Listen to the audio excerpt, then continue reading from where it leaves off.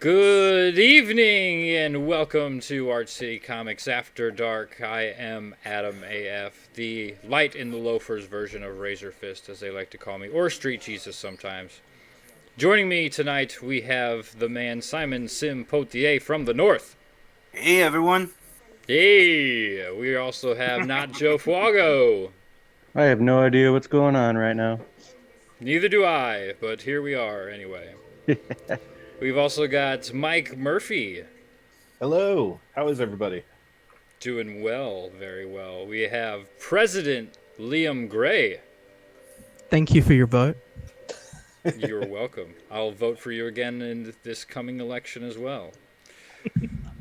We also have a very special guest tonight. It is the one and only Vince McMahon. Oh yeah. Yeah, Vince is here. So prepare to be entertained by some sweaty men flopping around on each other. Oh yeah. Great to have you here tonight. You were a very unexpected visitor. Well, much like Randy Orton, I come from out of nowhere. Right into Sean's face. Well, I'm glad you could find your way here to Arch City Comics to hang out with us on this wonderful Thursday night or Friday afternoon, as Liam would tell you.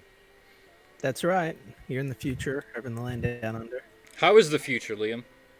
It's bleak. It's bleak. It's. Is it everything Greta Thunberg warned us about? Yeah, the ice caps are on fire. There are penguins everywhere. We've got penguins in trees. You know, it's chaos, and it's horrors. You know. Oh, that's tragic. Very tragic. We got to protect our environment and give all of your hard-earned money to people that just sit around telling you how doomed you are. It's the only hope for the future. Yeah. You know, the one thing I will give Greta credit for is that she institutionalized 4-day school weeks. Because they strike on Fridays. They're doing a school strike. They refuse to go to school on Fridays. I don't know what it's like in the US, but when I was in school, it went until about 3:30. Then by the time I hit high school, it's 3:15. Now kids in Australia get out of school at 2:00. Yeah, 2:00 here. 2:00. High school gets out at 2. They have tiered times around here. High school gets out at 2. The elementary school gets out, or I guess middle school get out at just a little before. I think like 2:45, and then the little kids get out at about 3:40 or so. So yeah, it's staggered throughout. But yeah, they hardly go to school at all anymore. Yeah. So I mean, the education system's changed a lot, but I suppose that's not why people are here. Yeah. We're not here to talk about education. We don't know anything about that, do we? Yeah, we don't need no education. I try to stay in my own lane around here, and education and politics definitely is not my lane of expertise. You just have to listen to the children, you know, preferably before high school, like pre-high school children, and they'll tell us how we need to live our lives. They'll make all the best choices for us. Do everything they say. Yep. Don't even think about it. I don't like that theory at all. Don't even think for yourself. We just had the number one Hispanic, the leading Hispanic voice in science fiction just joined us, Mr. Alberto Martinez. Street Jesus, how are you? I am well. How are you, sir? Well, I just came out of the gym for a while, so I feel like I lived a little bit of real life for a minute. You look a little sweaty. Oh, you don't know half of it. Oh yeah. Oh yeah. That's how.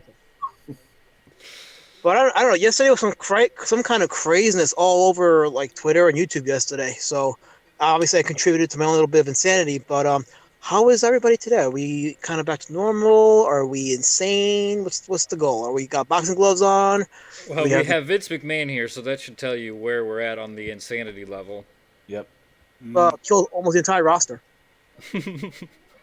Well, Vince says forget the boxing gloves. This is the WWE. Get on some underpants. Can I ask you a question, Vince? Vince, may I ask you a question? What's that? Can I ask you a question? Yeah, shoot. How much does Stephanie's tits cost? Oh, good They question. cost a small fortune. Yeah. I wonder So how she's many an- oh, koalas could have been saved with that small fortune. so she's an Instagram thought. There are no koalas left. The combination of the fires and the melting ice caps have have sadly sent the koalas away. Well, you heard Really? it from the future. That is the bleak future that Liam hails from. Yeah, no more Well, that's Why koalas. does the island guy talk funny? Yeah.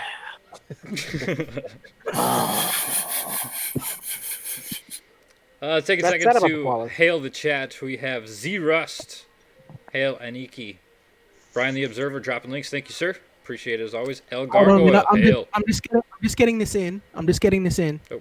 If you send us money for the koalas, apparently there can be koalas again. Apparently, yeah. There's 2 more environmental groups that have just come up and they've told me just now that if you send us some money, we can get koalas back. You heard it here, folks. Let's do it. There, breaking news. Send Australia money and we can revive the koalas. Not Australia, the environmental groups. They're the ones. Oh, so Yeah, send the them straight to the environmental groups. Send them straight to the environmental groups. You know, it's the only way to stop global warming and bring back the koalas. Matthew Fowler, hail. The gods fear me. Matthew Fowler says, Chemo Liam, he broke bad. No, that's President Liam Gray. Yeah, get it right. Black Daddy, hail, brother, says, Ro has all the Roala in his basement. Oh. So send Ro money and he will free them. What about all the drop bears? Man, fuck those drop bears. Those things need to go extinct. They're surviving off the steady diet of penguin since they've migrated up since the ice caps caught fire. So. Zaid Comics in the chat says, hail everyone, been sick all day, puking. He's gonna puke. Well, this is off to a great start already. Now, Vince, I will say, just because this is Art City After Dark, you have to be sure we cannot do anything or say anything to get the channel struck. Oh, really? That's just the outward disclaimer. Oh, you've really put Vince McMahon in a pickle. Oh, You're up against the ropes. Oh, I'm up against the ropes. And he just pinned me for the 3 count. Oh, God. I'll tell you what, Adam. I like you.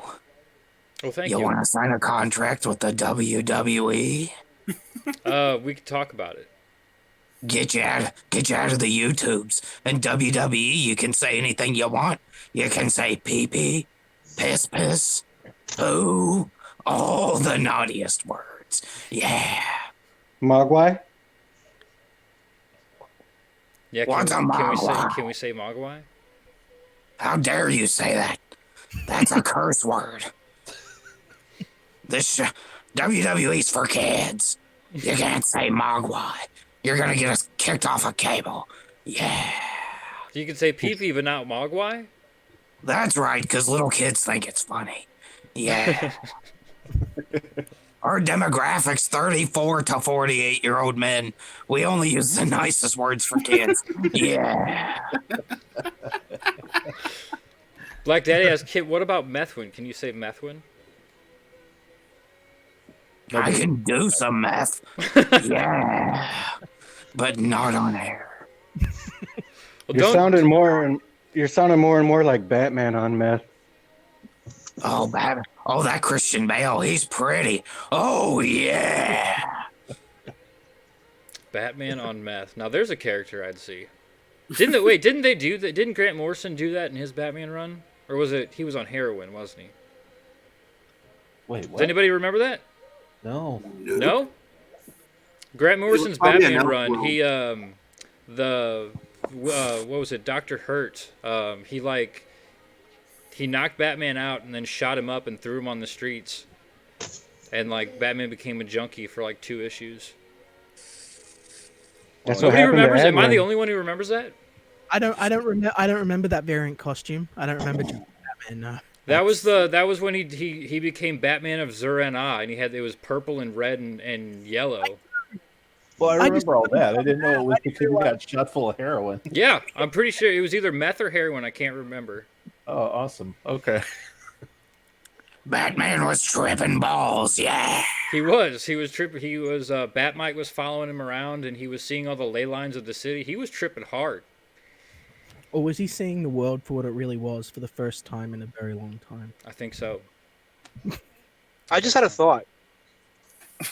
So, supposing that the organizations that are being set up to help the koalas fail and all the koalas are extinct, what if we bred Mogwai and put them in place? Would that help stabilize the ecology of Australia?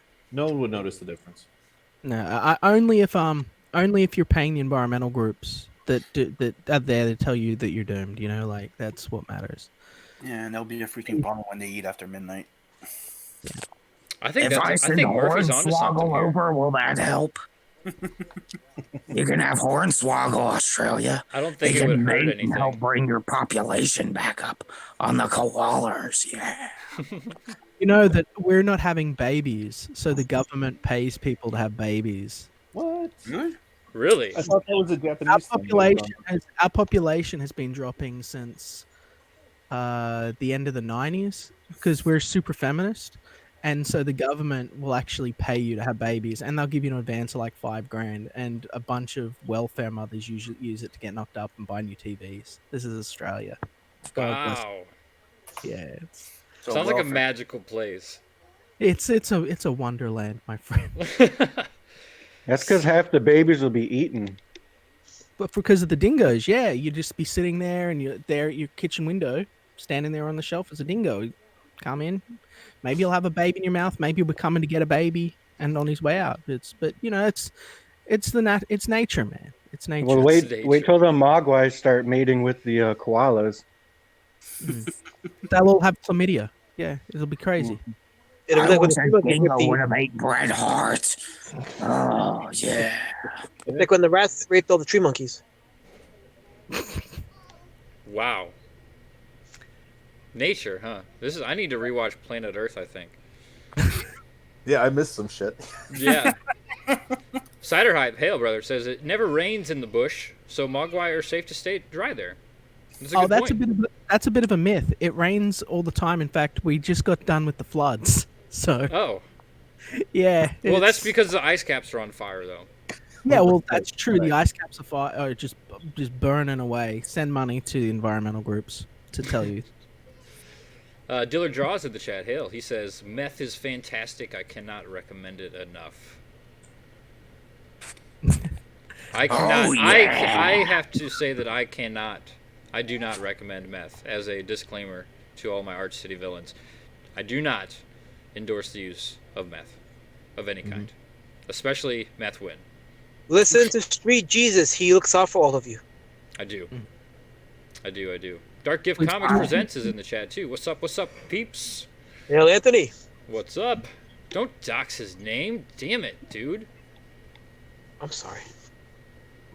Shame on you. Can I kick? I can kick people from this, right? I haven't used Yeah, Hangouts you in so can long. I kick me forgot. whenever you like. I'm Yeah, gonna kick you right in the sack, McMahon. do it. Yeah, I like it. No, not since they stopped using the hangouts through YouTube. Oh, I can't just kick. Damn it. Nah, doesn't work anymore. Well, this is gonna go awry because I sent this link out to a lot of people. I'll free up space. You all have a good night. And don't forget to watch the WWE Butt Kickers every Tuesday night. Yeah. Don't go. We need your corporate sponsorships to save the whale stuff. And go back to Super Harem. Yeah, what about the XFL? What's the X? Oh, yeah, the XFL. It's going great, just like it did the first time. Spectacular. I'm mad they got rid of all the John. cheerleaders. Half of that draw was the half-naked cheerleaders. He's on to deal with the half-naked cheerleaders now. It looks like he's out Yeah. here. He's out. He's out. Yeah, go support Vince McMahon and back Super Harem. No relation.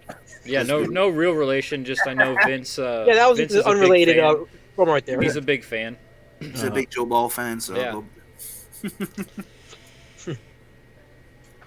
No, I did. Yeah, Dark Gift says LMAO. No, I use my real name mostly here on YouTube. It's cool. Everyone can call me Anthony if it's easier. I'm just Okay, giving him shit. you see, the real Jesus looks out for me once in a while.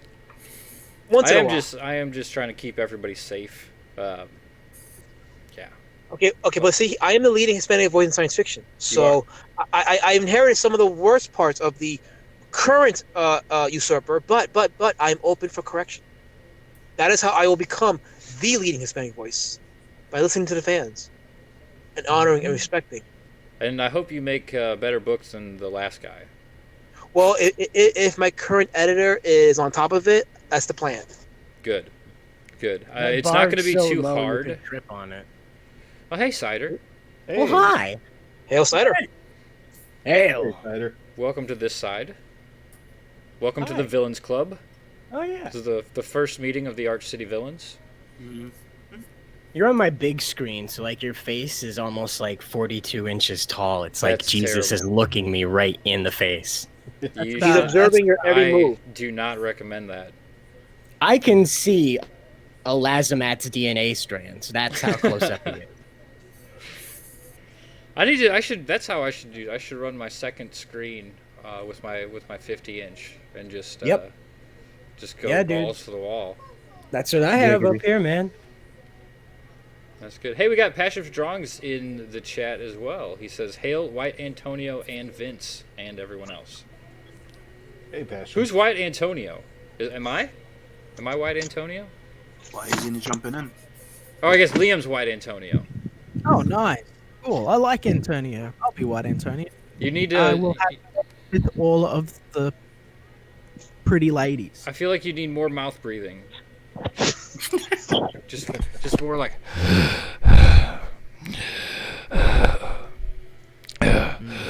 And glasses. Glasses would help too. We got Lothar D in the chat also. Hail. Thank you guys for coming out and hanging out with this shit show of a stream that I have concocted. We're going to hang out and promo some comics, hopefully. Mike. That's me. What's Yeah, up? that's you. You were one of the main reasons that we decided to put this shit show together. You're on the Oblivion tour this week, is that right? Yeah, that's correct. From now until what's the date going to be? From now till March 13th, I am doing as much press as I can to drum up last-minute sales on God's Fear Me. How's that going so far? It's going good. We are 700 something away from 10K, and I'm hoping by the time the 13th rolls around, we can hit 12K because I really want that Donald DeLay cover. So do I. So do I, sir. Yeah, you're creeping up there. 239 backers, $9,200.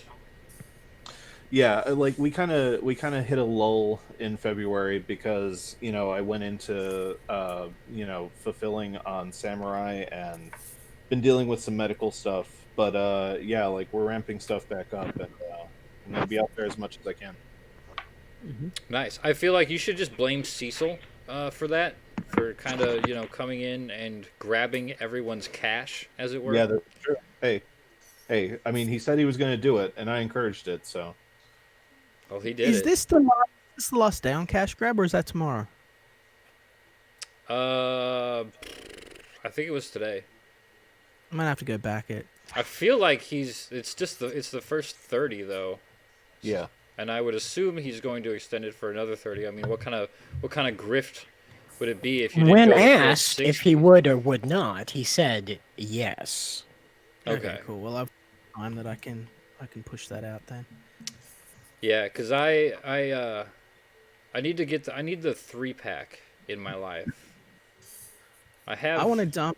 I had the dump main about- cover just because, I mean, I wanted to get a copy of it, but I mean, hell, with everything else that's been coming out, I didn't want to drop the 75 for the 3-pack of books. I want to dump about 500 on it because he's been such an integral part of the community and he's sort of supported everyone and he's fun, and I want to sort of show as much support for him as I can. But I between paying artists and everything else that's been going on, a little bit strapped for cash. So, I think Cecil would understand.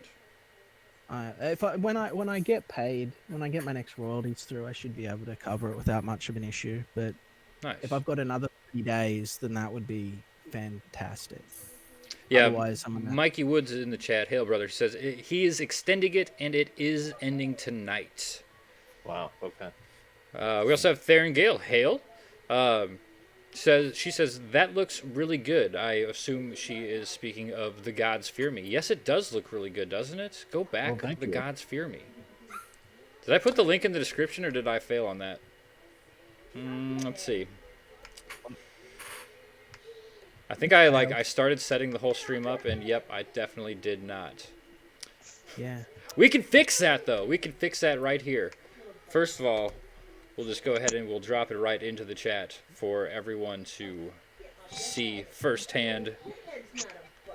Back samurai. Nope, that's wrong. Not The yet. gods fear me. Oh, and that didn't work, did it? Ha! Alright, let's see what else can I boomer up here. That was good. I haven't done that in a while. So yeah, give us your great elevator pitch. You got it, man. I got this thing down pat. Okay, so The Gods Fear Me is equal parts Lovecraft, cyberpunk, sci-fi, and horror. 200 years after the fall of man, we're introduced to Kedzie, a one-armed android, and she's on a quest for vengeance across the wastelands of Earth, searching for the Puppet King, an ancient alien god who destroyed her arm in combat. During her journey, she crosses paths with a young boy named Brian, who might be the key to saving what's left of mankind. It's at this point that she has to decide between following her programming and chasing her thirst for vengeance. The book comes in at 32 pages. The base book is $15. There are 2 planned sequels for the near future, and we'd love to have everyone listening come along with us for the ride. You have been practicing that. Yeah, it's been a couple months now, so that like I remember, like by the end of the Samurai campaign, I had that thing memorized too. Should have it memorized before you even launch. Yeah, well, hey, you're right. Well, I'll try my best with Deepwell in a few months. Ooh, that gives me tingles. I really Dude, want to get you. I really want to get you up to 10k. Like I'm looking at it, it's good enough that it could get there. There's no reason. We just need to push it a bit more. It's gonna run out of time. But this should be a 10k campaign at least. Oh my Well, god, yeah, easy. Yeah, I'm happy with where we're at, but obviously I'd like to cover a bit more ground between now and when we shut down the campaign. And yeah, like I'm just, when we do shut down, it'll probably be around that time that Kristen really starts in on the art. He's been working on the last 2 issues of Voidwalker, so that's been eating up some of his schedule. And yeah, like this will be wrapping up. We're gonna have our Samurai and Dinosaurs Leftovers campaign sometime towards the end of March, and sometime towards the end of April, beginning of May, we'll start talking about getting Deepwell off the ground. Can you scroll up just a bit so I can look at the sample pages again? Just quickly? Absolutely. Thank you. Mike, she comes and encounters a boy in the story that changes her programming.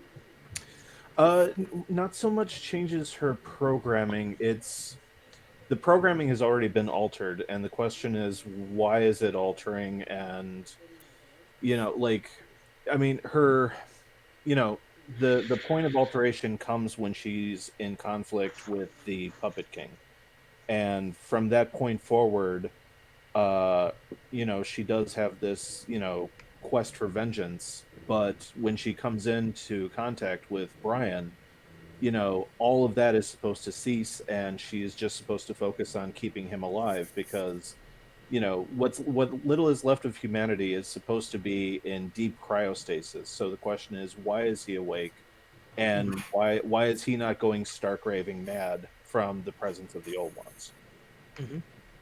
Can I offer a bit of criticism, negative criticism, or positive criticism? I love negative criticism. What's up? Okay. I think that one of the things that might have sort of drifted people away, just looking at now because the art's solid, everything's there, is I think it's your lettering. Hmm. Your lettering isn't bad, but your Okay. lettering isn't great.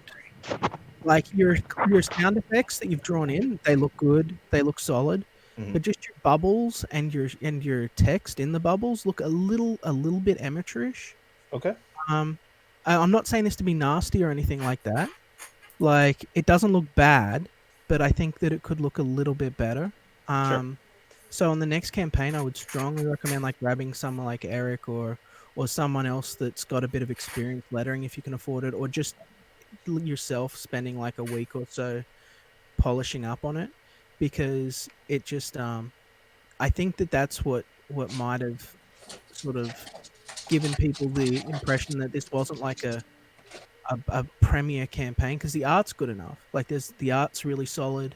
The writing, what's in the bubbles, it reads just fine. It looks great, but it's just the presentation, I think, needs a little bit of work. Sure. I've done like one or two passes over the lettering already, and before we go to print and I do one last overhaul of the entire package, I'll probably do another pass. So, Mhm. I'd love to hear what you think of it before we go to press. Yeah, for sure. And I'm not saying that to like shit on your campaign or anything like that. I think it's good. And like I said, from what I'm reading in here, it looks good. The art looks good. Your story beats seem to be on point from looking it over. It's solid. I just think that lettering, good lettering can be the difference. Like it can make and break a book, right? Sure. It's ridiculous how just 1 or 2 millimeters of spacing in a caption can make it look better or worse. Like Yeah, yeah. No, and this is a good point because like I feel like sometimes because all of us know each other to one degree or another, or we're friends and we're all backing each other's campaign and trying to support each other's campaign, Mhm. sometimes there can be that thing in the air of like, I don't want to criticize this or that. And like, I've never like supported that. Like, the Yeah. point to me of the point of Comicsgate is we're all supposed to be encouraging each other to be the best that we possibly can. So, Yep. Me no, too. like whenever someone has like that thing where like they're kind of stumbling around their words, I'm like, dude, it's okay. Just like let me know what I can do to make the product better. Yeah. I mean, I know I suck at a lot of stuff. I know that I can do better. I don't think that I'm perfect. I'm definitely not looking down at what you've done here. It's just, like letters can sort of letters are basically how professional your product looks. It's the Right. drummer of the comic book. Yeah. You know what I And mean? That's Mhm. that's the drummer in the background, keeping Mm. that beat is the Uh, backbone. and Malin Also was the actually most overlooked. And Malin was talking about lettering and stuff the other day, and I thought he had such a solid point where a lot of people don't really keep the space for the letters, but here you can see, just to show what the guy is a professional. He knows what he's doing. This is a good product. You can see that he's spaced out his imagery with his letters very well. Like everything's the placement is very good. Right. It's just the captions themselves, the shapes and the placement of the letters within. Um, it's a very minor thing, but if we want everyone to be the absolute sort of best that we can be, then we need to sort of be honest with everyone. Sure. And I hope that people will be the same with me, because like I want to bring the best quality product that I possibly can to Comicsgate, and I want to make sure that everyone that sort of comes up can rise up to that professional level, and really go far, because we want to be able to compete. We don't want to have like crappy looking little children's books. That's not what this is, but you know what I mean. Like we don't want to be doing webtoons. You know what I mean? We want to Right. be doing Right. Right. comic books. I'll be honest, every time I look at these pages, I'm so entranced by the artwork that I never paid close enough attention to the letters. But Liam does bring up a good point. Like there is a slight clunkiness to it, if that's I don't know if that's quite the right word. But yeah, there's a weird, like a little bit too much spacing in between some of the lines. You know who is a smash letterer? Is Philip Diaz. When he's not barfing. When he's not barfing, puking. Okay. He's gonna obviously, Eric Weathers just does everything pretty much these days, but He's very busy Diaz though. is But just as good. I mean, if I'd venture to say that he's even slightly better. oh, well, all right. But I'll have to Yeah, look. he's but yeah, he's maybe good. he could touch up, or Gonna have to loosen the tie, huh, Liam? But yeah, maybe he could give it a once over, maybe touch some things up before you go to print this out. Who is your letterer? That's me, man. Oh, okay. I'm kind of in the you remember the early days of Robert Kirkman's career where like he wasn't just the writer but he was also the pre-press guy, the letterer, the editor. Like Mm-hmm. I'm kind of at that stage where just for the sake of economy and like working within the budgets on these books, Sure. um anything that can be done in-house is done in-house, but Yeah, and that's what we need to be doing right now. So you're doing that right. Yeah, You're I doing that I right. I agree with Liam there 100%. As because you are an artist, but you're not doing the art for your own books. right. So the fact that yes, you are, you're doing the lettering, you're doing the editing yourself. That's good. We definitely, as writers, need to be more jack of all trades. That's kind of why I started working on inking. If I can ink the pencils of my artist, that's one less step that I have to take. I would like to eventually learn how to do lettering. Sure. What's your cover? Well, we're still waiting on that because if we hit 12K, then it'll be Donald Delay for the main cover.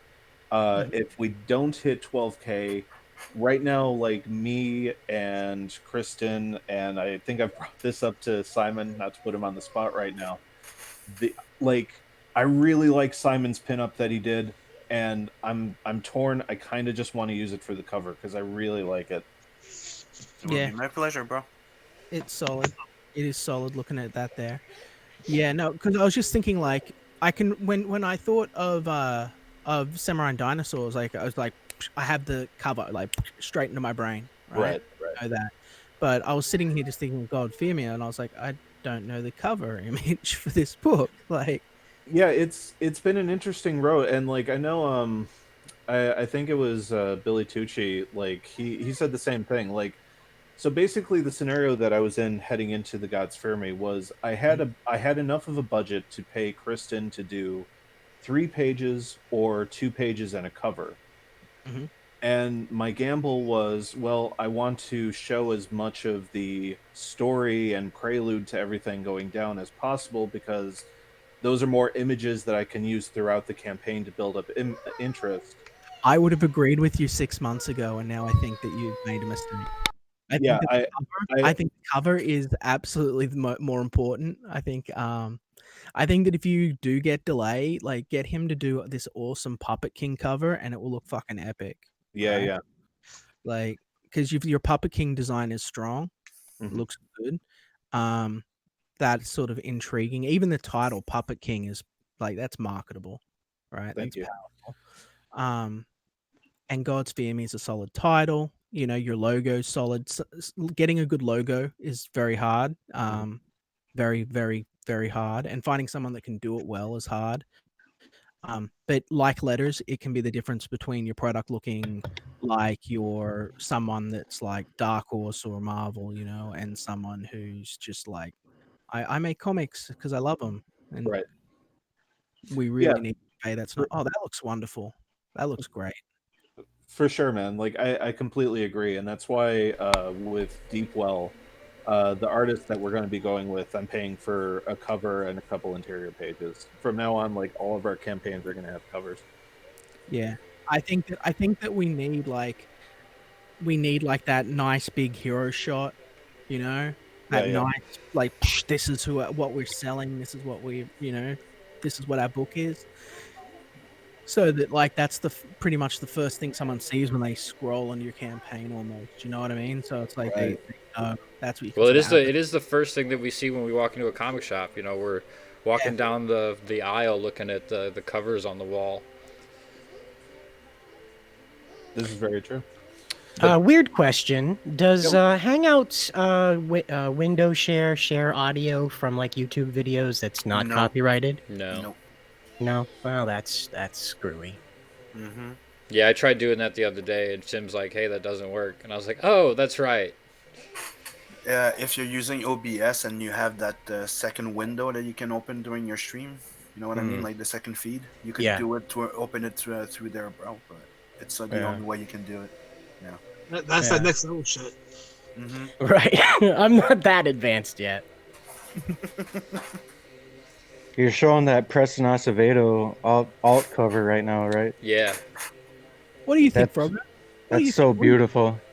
yeah, are we talking out of ass, Frogger? With you, you know, you're a customer, so like, what do you think is more important, cover or more story on the Indiegogo? What would you honestly think?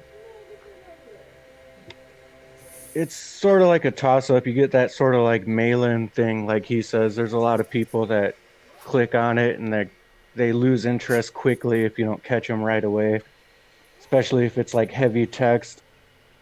So it's not just the cover necessarily, but it's what they see when they first start scrolling through the page.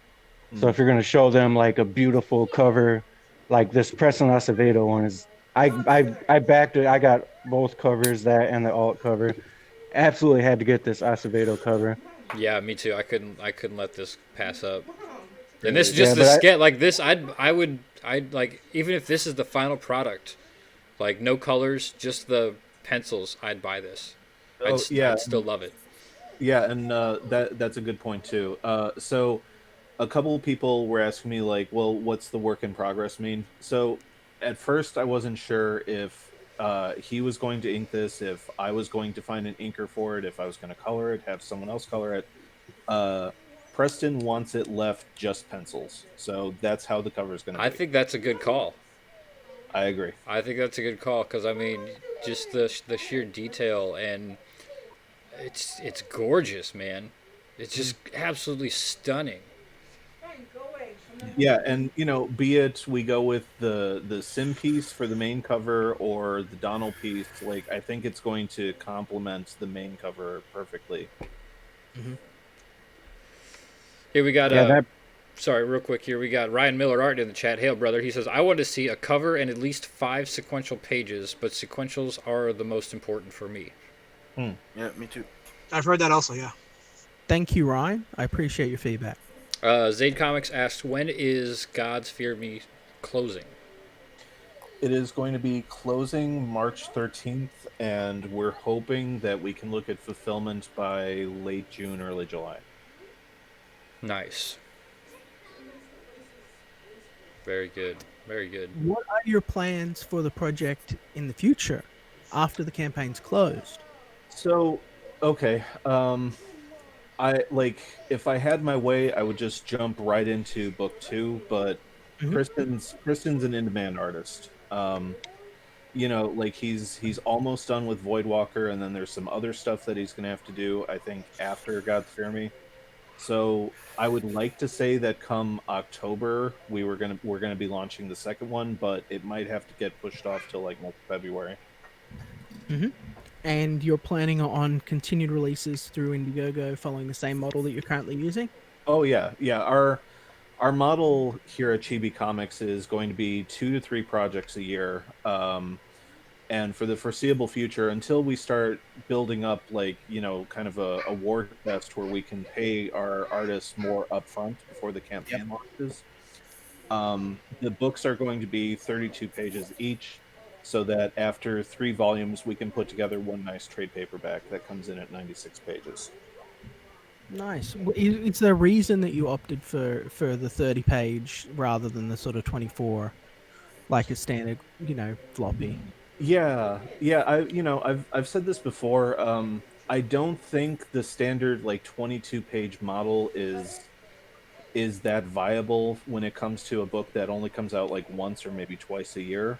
Um, I think you have to give readers a bit more meat than that, and it has to even if it because like obviously this is like part 1 of 3, but it still has to stand on its own as a story with a beginning, middle, and end, so that like it's not this thing of like, because like when you haven't read like a regular like mainstream comic after like 3 or 4 months, you have and you pick up the next issue, you have no idea what happened because you've read so much and just forgotten that stuff. um I kind of don't want that same thing happening with Indiegogo projects or Comicsgate projects. I like the idea of like, here's like a 32 to 48 page epic that you're going to remember for the better part of like 6 months to a year before you get the next one in your hands. Hmm. I agree. That's the reason I'm taking a huge gamble with Xenotype. In fact, Xenotype will be 200 pages. We've Hmm. almost finished it now, and it's because I think that it's probably better to do complete story arc Yes. than it is to do just like a single 48-page book every 6 months. Hmm. So it's a lot more risk, and we'll see. Like, I'll be the test model. If this messes up, we'll know we've got to stick with what we're doing. But Right. um, I've done everything I can, and we'll see whether or not uh, going forward, story matters more than access. Right. And I definitely, Narwhal's been doing that too a little bit with his higher page count, more fulfilled story. Yeah, yeah, yeah. I mean, and don't I don't I wouldn't underestimate the reader. Like after a long day of work, they want to sit down and cut up to a good book. I mean, there's a certain fulfillment of being able to just sit in your little space and holding a book and delving into a story. Like that's been missing in our literature today. Like that Lord of the Rings type of story where you're actually going into a world and investing in characters. And I agree. I take the same philosophy with Liam and Mike. It's like if you're gonna back a book, you want the book to have meat in it, and you want it to be able to reward the backer's investment. So, like Liam, I want to just create a big epic story, and draw the readers in it and draw them into a world that once they're done with the book, they've explored quite a bit of the world. Where okay, I want more, but I've gotten a good story out of it and a good character arc out of it. yeah, that's exactly it. I wanted to have a nice opening character arc, and I wanted to have a decent story and to set the groundwork for the world. So I could do that in 24 pages and have it be this very brief, short little romp, or I could sort of give people sort of an insight into the characters and have a very fluid, easy to read story that might appeal to younger readers as well. Um, because the dialogue would be more spread out across the actual book itself. So you're going to sort of get a little bit more fluidity, a little bit more animation in the sort of pacing of the story. Mm. But it's all just stuff that we've got to experiment with because right now we're all just building this, right? So we've just Right. got to find out what works and what people want. And we have to take risks. I agree with that. We definitely have to take risks Yeah. because if we don't, how's this movement going to grow? Hmm. Yeah, you definitely. I mean, I think that's kind of part of CG is taking risks and maybe thinking outside the box and testing out different models and seeing what works. Because we're all kind of feeling through the dark in this at this point. Yeah, In the stage we're in. like one thing I want to experiment with maybe come like 2022, once like this and Deep Well and like one or two other projects are done, and I'm looking for new stuff. One of the things I want to experiment with is, and it's also going to give me time to see how the Good Night people deal with it. I like the idea of like magazine format or like golden age format books. Mm-hmm. Like, I want to like Like Heavy give, Metal Magazine, you mean like bigger or? Yeah. yeah, yeah, like if you look at like the old pulp magazines or like just golden age books, like they weren't quite newspaper size, and they weren't quite magazine size, but they just had like a certain heft to it, and I know that's what the Good Night team is doing. Mhm. uh, like I kind of like the idea of experimenting with something in that format where you're getting like maybe 72 to 80 pages worth of content and it's oversized. Mhm. Yeah, definitely. I think that the oversized stuff is great, but keep in mind the floor of the Blu-ray, right? If your book is bigger than the rest of your books, then it's probably not going to fit on your bookshelf. Right, right. So that's something to be aware of. It's a little thing. That's Well, why I had people complaining. They're like, "Is it going to be the size of a manga or what?" Because I wanted to go on my manga collection. I'm like, "All right, I'm gonna have to make a manga version Right. because Well, I otherwise, thought about that. I thought about that because when I was looking up ratios, for standard ratios for comics, I looked at what I was drawing before and I said, okay, I gotta match the page ratio because that's gonna be an issue. It's gonna fit in the bookshelves. Especially when I decided to do a manga version, I had to make sure that the ratio fit a manga sized, uh, you know, I guess a manga Takabon, sized shelf. yeah, So Takabon, yeah, exactly. yeah, see, looking over at the chat here, Volt Cobalt says 200. Talking to you, Liam. Holy crap, dude! And yeah, Yeah. some of that was due to Odie as well, though, right? He was the one who kind of pushed for more pages, wasn't it? Yeah. Well, I'd written it originally. I had wrote the story smaller, within to fit within the 48 to 60 model. And Odie had insisted on doing a full Takaban. He was like, "No, I want to do 200 pages, and I won't do it unless it's 200 pages." So I was like, "Oof, all right, all right." I was like, "Do you know what you're getting into? Your back's gonna be bloody when this is done. Well, you've already sent him to the hospital twice, haven't you? Yeah. Oh, Right. yeah, I have. But I was like, you know what grueling hell this is going to be? And he's like, well, I've got to do it. This is the only way Japan's going to take us seriously. And so he just worked like a slave dog. All he does is he goes to the gym and he draws. And I go over him. I make sure that he's eating. I make sure that the pace is on point. You're not just And his boss; you're like his caretaker. yeah, I'm like his coach, man. I'm his coach. He's my prize fighter. You know what I mean? So I Well, got to that's true. I got to take care of the kid and help him get to the top of the world. That's what this is all about. That's why we're Conquest, my friend. Because we're about just taking on all challenges and going as far as we can to be the best that we can. Give the fans the best possible quality. So, We got Rosetta Allen in the chat. Hail Valkyrie. Hello, No. Mikey. She says. Matthew Fowler says it's comics. You should be able to tell a story in 24 pages. mhm. You can tell a story in 24 pages, but as a consumer myself, I like to read something that's a little bit heftier. If you can shove 2 pages or two books into one essential issue and make it 48 pages, I'm way more apt to back that than just a regular standard 24-page book. I'm kind of over the 24-page Yeah. format, to be honest with you. You can tell a story in I can- 20 page, but you know Yeah, I you're can- I You can tell a you're story in killing 12 pages. you're killing the world building, the character building. Why do you think that most freaking 20 floppies are like 3 parters, regular series? Yeah. Because people want more. People are not fully satisfied. Yeah, you can compress everything in 20 page, but you cannot develop the universe, the environment, the character. When you're able to release on a monthly schedule, I think that 24, 22 pages around that mark is pretty solid, because that's pretty regular content. But the reality is, at the moment, as much as I would like it to be different, um, the monthly model is not only detrimental to the artist, but it's also not something that we can do. The shipping costs are unreasonable, Yeah, but you and we just don't said it, have. Yeah. monthly, so it's not a Mhm. one shotter. Exactly. Yeah, So like you said, yeah, we're not putting out Yeah. books once a month. We're putting books out once, maybe, fingers a crossed, year, twice a year. twice a year. Yep. So yeah, I think you should definitely bulk it up a little bit. Hmm. Um, let's see. Zira says more like a traditional manga. Yep, definitely like a traditional, nice big thick story.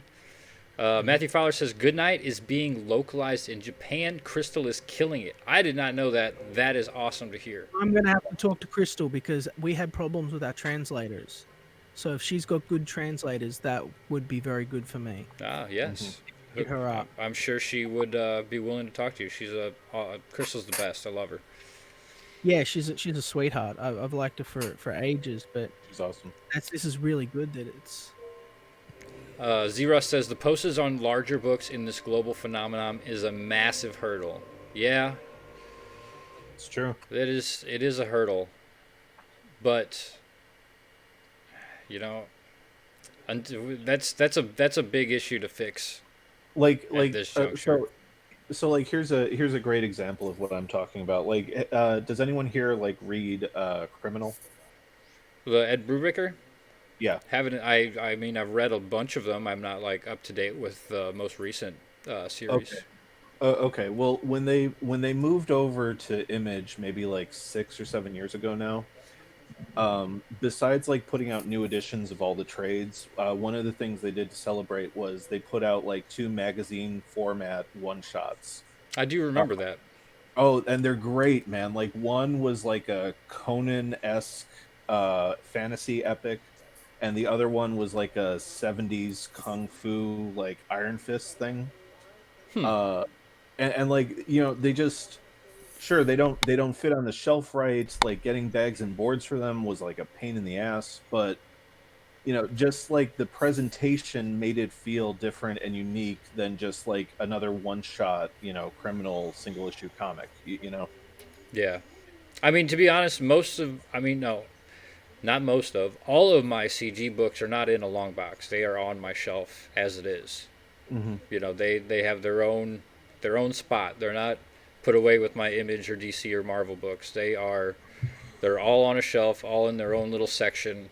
Just, I mean, because I mean they're different. They are much more special than just the traditional trade paperbacks and floppies that I bought at the comic book store, and I want them to stay that way. I'll always keep them that way.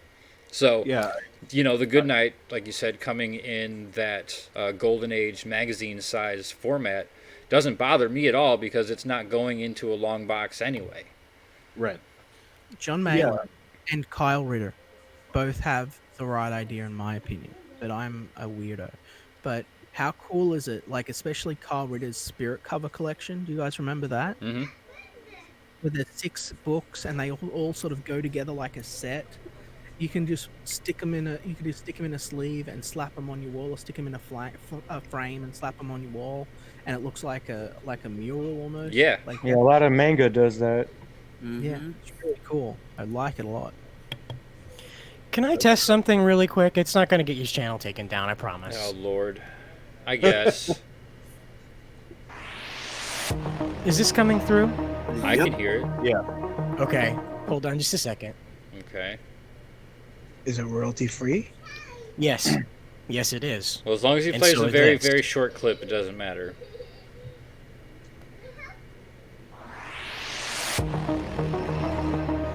In a burnt-out future where humanity clings to life in cryostasis pods, while androids and mechanized monsters do battle on the twisted Earth's surface, one android rises from a near-death experience, having lost one arm. Her name is Kenzie, and she is hell-bent on revenge. Joining her is a human, far too early to be awake. Her programming could be mutating into something entirely new. Meanwhile, she has to defend this human's life against the puppet master. The Gods Fear Me is available on Indiegogo today. Back it and get Donald DeLay on board. This book is ready to explode.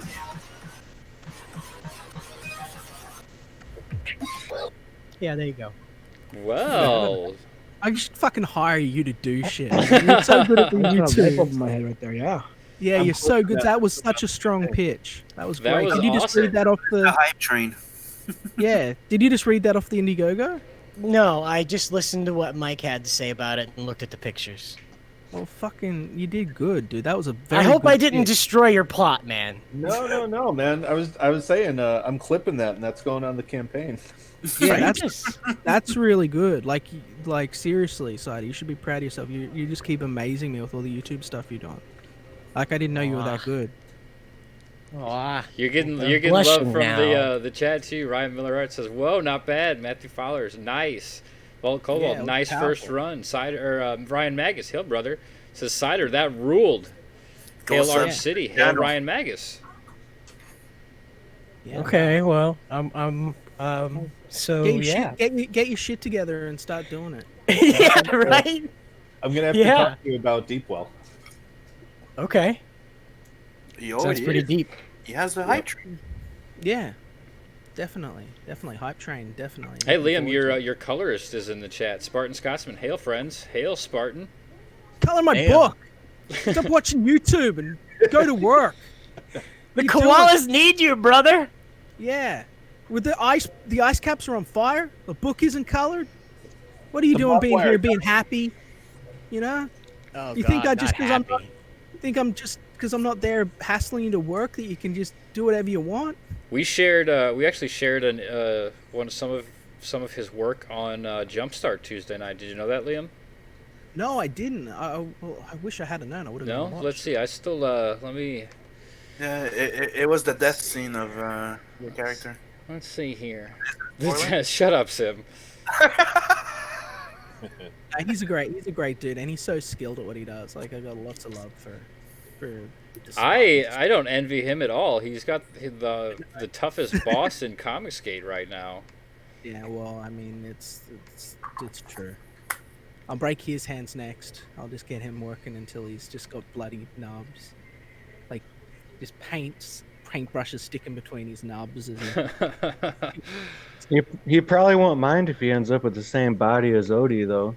Yeah, dude, Odie is ripped, man. Like, he's like, I was busting his ass about drawing anatomy. I'm like getting him Greek statues and stuff. I'm sort of teaching him up. I'm like, you're doing good with your manga, but I want you to sort of look at what Rob Willis is doing. I want you to be able to get into this superhero physiology. And so he's like, okay. And he's hitting the gym, and he's like, I'm just going to use myself for reference because he couldn't find people in certain poses and shit. So he just worked out like a motherfucker till he got chiseled as shit. He was already pretty fit, but he looks great now. He's like a machine. Yeah, So when you proud. guys go live, you definitely have to exploit it. You got to get him to take his shirt off on stream. You got to get him on all these live streams. Oh, you'll book. It'll be funded in a day. Yeah. Hopefully, Put him on with Drunk Piper and just watch the fireworks. Yeah. Yeah. We'll have a little ceremony. We'll have a little ceremony. Or put him on. Quite the If initiation. we can get him on Ethan's stream and get the chat like we got him against Carl Rowe. Except don't let him drink as much as Carl did. Yeah, good lord. I mean, he made like 10,000 on that stream or whatever, but I think Odie doesn't really drink. Odie doesn't really drink. He just does manga and lifts weights. yeah, if we can get Odie shirtless on Ethan's stream, you're gonna make bank. Oh, wow. I love this scene. Balboa just breaks Espa's arm, right? Because he's like, Espa's sort of trying to rise up and give a sort of heroic challenge. And so rather than sort of, fighting, Balboa just snaps his fucking arm in half and throws him on the ground like human garbage, Like, because he's so out of his league. And then Esper just rises up, He's just, even though he can't win, even though the odds are against him, he knows that he's got to stand and fight, and that's a powerful moment in the book. Nice. Vault says, just have him do a pinup of himself, Liam. Yeah, for the ladies, for the love of the ladies, I'm sure they'll love it. Right. The next year when Xenotype comes out, you have a Valentine's Day thing with like a calendar of Odie having drawn himself in 12 different variations of, Now that's marketing. That's marketing right there. Yeah. Oh, I don't know about that. I don't know if people are going to buy an Odie poster, but Oh, it'll happen. It'll sell. I think it'll sell. Do you realize like how many internet gay people there are in Comicsgate right now? Plus, there's a lot of women too. Yeah. Well, the guy's a machine. The guy's a machine, that's for sure. He works hard and he's determined, and this is it. Like he said to me, just I'm doxing our private conversations. Oh no, he said to me just the other day that he said Xenotype's it for him. And so I got so much writing on this because he's putting all of his heart and his soul into this book, and he says Xenotype's going to be the only manga he ever draws. I said, oh, don't book that way. And he said, no, I'm putting everything into this, and if this doesn't work, then he's not going to continue. Then he can become an underwear model. Yeah, exactly. He's gonna have to make a living as a gigolo. Used But wait, being an underwear model brought Henry Cavill to Superman, so remember That's that. true. Yeah, Yeah. sure. Martin, you can share that. I wouldn't mind seeing where you're at. I haven't spoken to you in like too long. I'm just gonna catch up with you today. So look at me monopolizing the stream. Yeah. This is for everybody, man. Because let's talk a little bit about Xenotype. So obviously, you said it's 200 pages. Obviously, manga inspired. Yeah. And apparently, this is the last manga that Odie's ever going to draw. Is there This going is to the be multiple volumes of this? yeah. Well, hopefully we'll do one that, he'll feel appreciated. What the hell is that? What are you doing, Alas Matt? Was that Lasma, me? Is that me? that's you. Oh, I'm sorry. No, I was typing something. My fault. I didn't know it came out. Yeah, Oh, I was like, what in the fuck is that drum beat? Oh, I know it's that Right? loud. I was trying to figure out what I had turned on. I was conjuring the dark gods, and they're just sort of coming. through behind, Scotsman, but- yeah, you can just send it to me. I got my Twitter DMs already pulled up, so I can just switch it over here. Yeah, but I mean, this has been our life for a year. You realize, like, okay, so we wake up, we do our stuff, and then we just sit down and we work on pages and pages. Like, we started out like, it's a whole story, but like we started out doing about a page a day, and then we built up Odie to about 1.2, and I sort of would give him little challenges as well in the script and what we do, so like he's learning and growing as he goes, Mm-hmm. and that's why our earliest pages, and then you look at our latest pages, you can see the evolution within the space of one book. Now this kid's just 19. He's going to be one of the best manga artists in the world. He pretty much already is one of the best. It's just, will we be able to get the exposure that we need through the independent market, or are we going to have to go back to certain companies I won't name with a hat in our hand and say, all right, big corporation, you can have our property, I want this to be something that Comicsgate can share in and celebrate for the first few years of the property, and watch us and join in us as we sort of go forward. The series will be, the first issue's 200 pages, right? The first volume consists of 8 chapters, so that's 8 individual issues. And if we are able to do well enough and maintain our schedule, there will be 2 more volumes released by the end of the year. So but they will be 144 pages each. So they'll only be 6 chapters each instead of 8. But so by the end of 2020, there might very well be 3 volumes of Xenotype out. That would be our goal. Wow, Yeah. that's And that's astounding.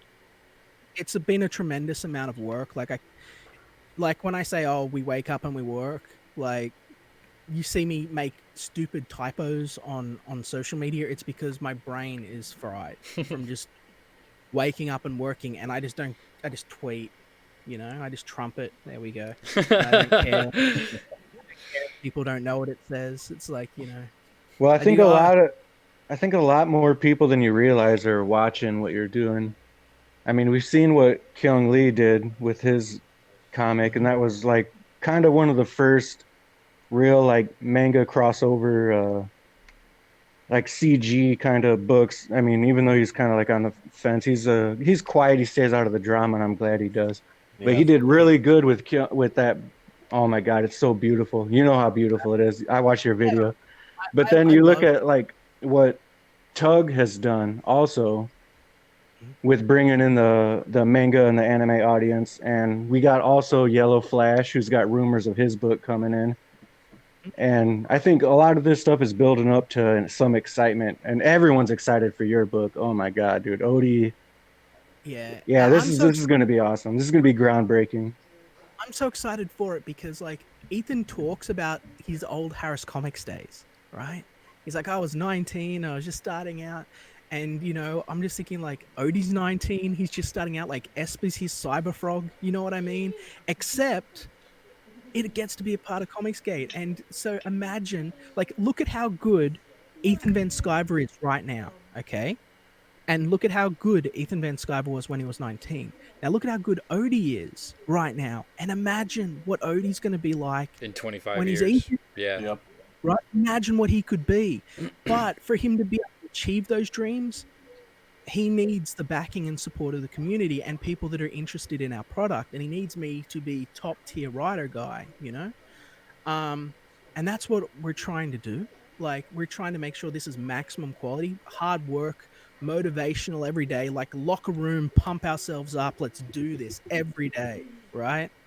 Not even kidding. We listen to like motivational videos and stuff, right? Like to keep us going, because right now the quality of pages that you guys are seeing here, that Spartan's working on, that he's like right now, Odie can produce 1.5 of those a day. They're nearly cover quality. The resolution is amazing. It's working in like over 600 DPI, sometimes as high as like 1400. Holy Um, fuck. yeah, like I so thought Sim was nuts with his DPI. you can zoom all the way in and stuff, and we're doing it like that so that later, if we want to release a bigger version of the book, you know, we're all of this is planned. So it's like later, if we want to release larger, like you guys were saying, magazine size stuff, then we're not going to lose resolution or blur or anything on any of the work. You could do black and white artist edition with Odie's work. Because I You're mean, aware that I can make this full you're aware that size. This is full size. It doesn't. you're aware that like 625 DPI is like billboard size, right? Yeah. Okay. Yeah.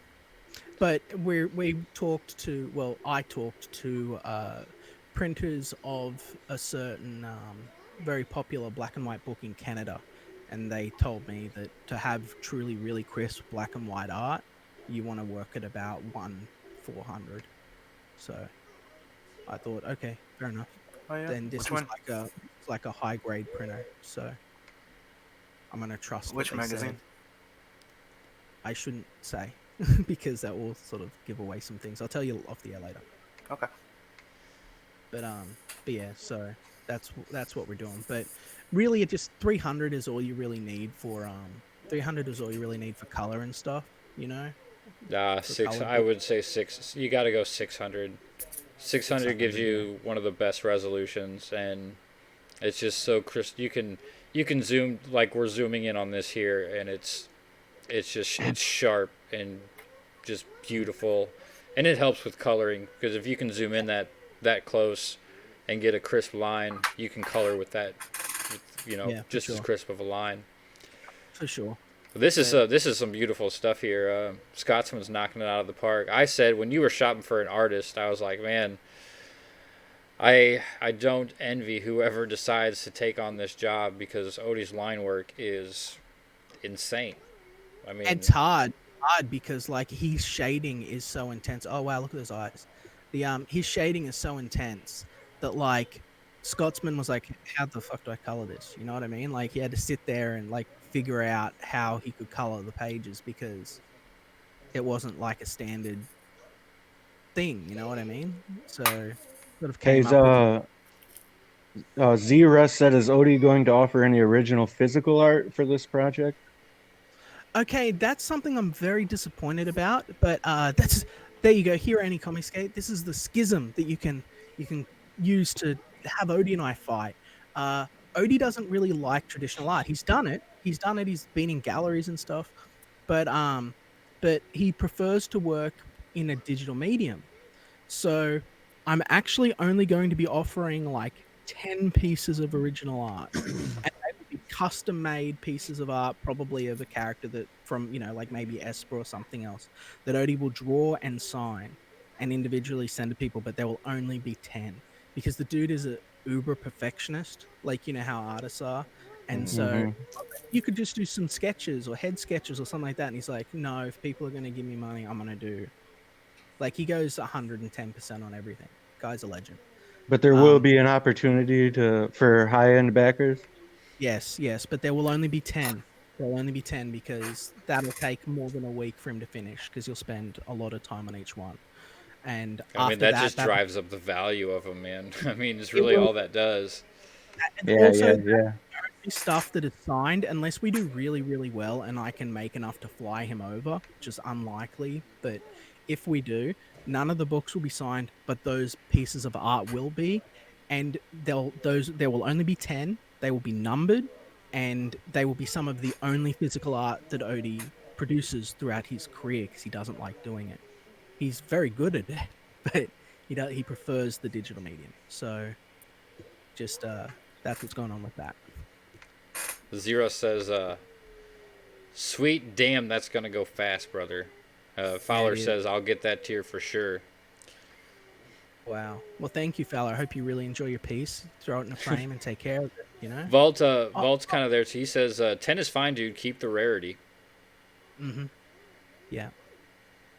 But like, I really wish that Odie did do physical because I would love to just have him have physical copies of these pages because I really think that the guy is a legend. I think this is going to be something that's really phenomenal. Like, I really believe in Xenotype. I know I'm got to say that because I'm the writer, but I really think we've got something special here. The story's really good, guys. It's simple, easy to get into, and the art is absolutely next level stuff. And I wish that Odie had those pages so that in 20 years he might be able to sell them off and make a bit of money. Buy a house. Sure. But everything's digital, and he excels as a digital artist. And I think that we're going to see, as more young artists come up into Comicsgate and into comics as a medium, I think that we're going to see more people following the path of John Malin and Odysseus with digital, because it is an easier medium to work through. So, I mean, I think we're already kind of there. I feel like there's more digital artists out there than there are traditional. Most of the time, when somebody says, "Oh, I do traditional art," I'm like, "Oh, wow, you don't get a lot of that these days. It's mostly all digital." Because I mean, you're working digital. You don't like a line, you just undo, boom, and redraw Peter it. Gilmore's one of them.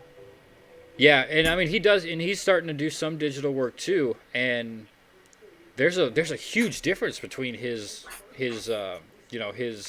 traditional artwork and his digital artwork. It's quite profound difference, to be honest. You've seen him on, he'll do drawn and backhold. Sometimes he'll do traditional. Sometimes he'll do digital. And his digital, like, he's doing digital for that Rocket Gal series that he's doing with Wyatt Holiday. And while it still feels like Gilmore, it looks completely different than what you see with Ruins of Odirion, which he's doing with Gat. That's going to be in Jumpstart. The turtle book. Wait to see Jumpstart. I cannot wait to see Jumpstart. Like, is anyone else excited? I know that we're like, I'm not I'm topic, but super fucking pumped for Jumpstart, man. I have no idea what's in it. I know that, like, I know that there's some, like, I wrote an article, but like, I have no idea of the comic stories. So like, when I get it right for the first time, it's gonna be like 8 pages new story, 8 pages new story. I'm gonna get to preview all of these new guys. I'm really watch excited. it between the panels. They made interviews with every creators. You could find out about everything. Just go back on RCD Comics and. We actually just this past Tuesday we did a really awesome recap. Me and Steve Dye went back and kind of went over not everything that we did, on the last 12 episodes, but we highlighted basically all the creators that we talked to. We showed off a bunch of the artwork that we showed off on the show. We actually showed off some stuff from Bullet Makers that nobody has seen before, which was really cool. I hadn't even seen it until Steve was like, "Okay, we're going to do a little spoilers real quick here," and he showed a page that Joe Ball had done, and it's just absolutely glorious. But if you want to stay surprised, don't watch the last episode of Jumpstart. But if you want to know what's going on with Jumpstart, definitely check out the Between the Panel series that we've been doing on Tuesday nights. Yeah, Joe Ball is another one of those guys that, like, we have so much talent, like genuine rock star, beginning of their careers, just about to explode talent. Yeah, right? It's amazing. Like, I've never seen so many. Normally you go, "Oh, okay, there's comic artists," and 90% of them are just drawing chibi garbage, right? Hey, you're talking. Hey, watch your mouth. You got Mike Murphy here, Chibi Mike. I know he didn't mean that, Chibi. No, I love chibi stuff, but I mean, like, if that's all you can draw, it makes it hard to sort of like how do that as a book in a serious way a lot of the time. Um, No, Joe Ball is a beast, man. Like yeah, even when I reached out to him for those sketch cards for the campaign, I mean, like he knocked out these little like 2x4 images, and they are like some of the best work that I've seen from him. And I don't know. he gets Again, it's he that. gets he gets the thing that is comics. That's something that I think is very important, right? I'm sorry for jumping onto you, but like, I this is something I want people to hear, so I try Right. and get that. Okay, like comic books is a culture and and it's an art tradition, right? You can be a really amazing artist and draw really cool things, but it might not look like comic books. Joe draws comic books. His compositions, the way that he does things, his layouts are comic book culture, and that's what we need to preserve, and that's what we need to get behind. Like I love Odie, I love manga, and we're doing it as well as best we can. But someone like Joe that has such a deep fundamental understanding and that is present in their art, they're the people that need to be making the big, like, six-figure campaigns. They're the guys. Carlo Yeah, Rowe too. yes, Yeah. yes. Carl's very talented Yeah, artist. like Joe, Carl, Vince, like these are all guys who fall into that category as you were talking earlier. Like if they're this good now, just imagine like 10, 15, 20 years from now how amazing they're going to be as illustrators. Doodle Yeah. bags. Doodle Dude, bags is another Yes, Oh one. yeah, Doodle's I yes. didn't, astounding, I man. didn't, I didn't want to mention him because I'm planning to steal him later. I Oh, love we're gonna Doodle. have to have a duel then. I'm Yeah, we'll kidding. fight on the rooftop in the rain. What should we use? Like Hey, pistols at dawn. Cheeseburgers. Rainbow Pistol, dongs. rainbow Rainbow dong. dongs. Yeah, all right. Rainbow We'll do dong duel. All right. we'll cross dongs on the rooftop for a doodle bug. You never Yeah. cross streams. Yeah, yeah, across the street. No, he is phenomenal, and he's one of the guys that I really love, and as well, even Pablo with his 80s style art. Yes. Like these aren't just people that are good artists; these are iconic artists, right? Iconic. And as this guy over here, this Sims guy, he ain't so bad either. Well, thank you. Yeah, like I mean, all kidding aside, like, and I say this every chance I get, like, knowing Simon for the better part of like 8 or 9 months now, and like watching how far just in that short amount of time he's come as an illustrator, like Simon's really incredible. And yeah, same thing, dude. Like, You ready? I, You ready for me to fucking burn some bridges and piss some people off? Just throw the Oh, table over. thank you. This uh-oh. son of a bitch, over here is the best designer in Comicsgate. Like, period. Like, Boom. better than the pros. Like, Oh his shit. design work, his character design work, like his concept art is better than anyone else's in Comicsgate. The fastest. Cheers, brother. The And fastest. I include Ethan, I include Malin, I include Mike, I include everyone. He has the best designs.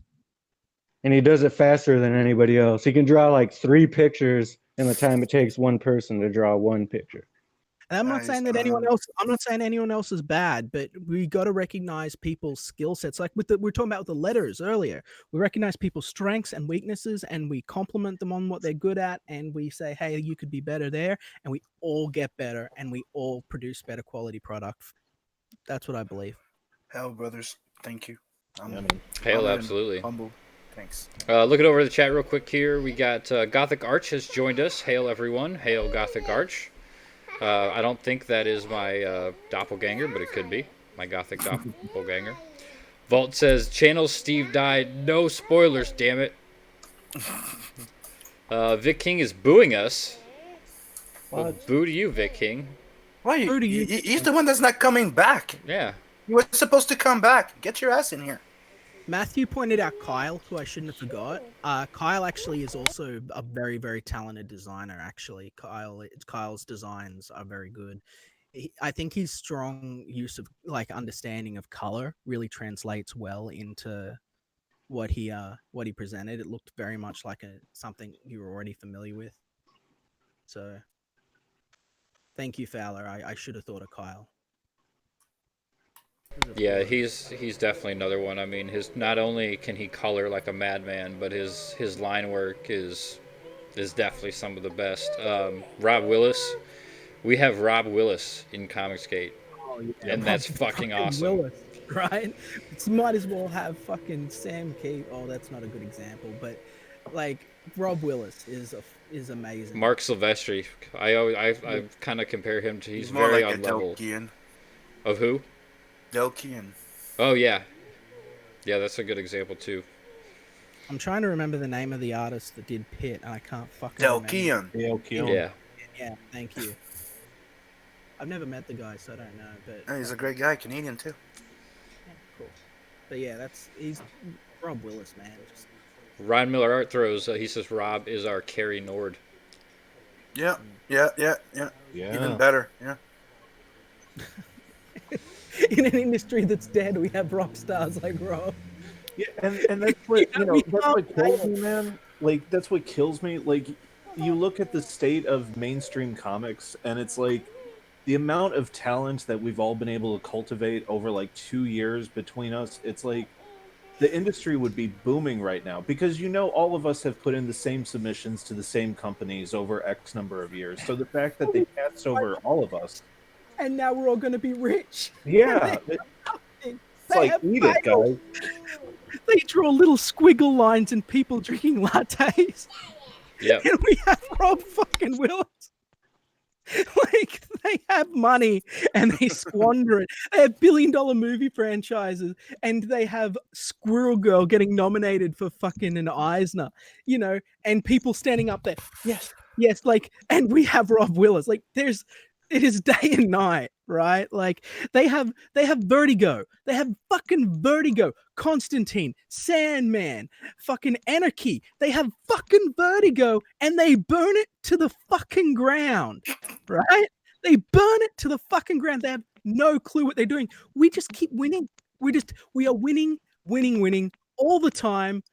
Comicsgate 2020, winning, cannot lose. Our competition are idiots. Our competitions are morons, and they have no talent, they have no skill, and they continue to double and triple down on how stupid they are while we train up new people to replace them. And we just keep winning. They fired Kyle Ritter, and they didn't even know he could draw. Yeah, like, and then he animated his own freaking.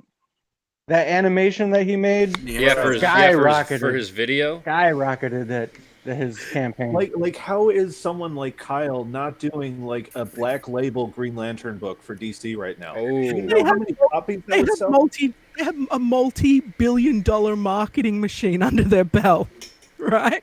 Right. They have a multi-billion machine, and they can't they produce their trailers for their comic books. Are boring and dull and usually like gray and brown and like dark. It's like, fuck off. And then you've got Kyle Ritter coming in, doing it indie, doing it his own way, and producing like basically an animated fucking action opening from the 1980s on his own as a one-man team, right? With basically nothing, because he only made like 150,000 on that campaign. That should have been a $300,000 campaign, right? Mm-hmm. He only made $150,000 on it, and he still produced the trailer of that quality. Right.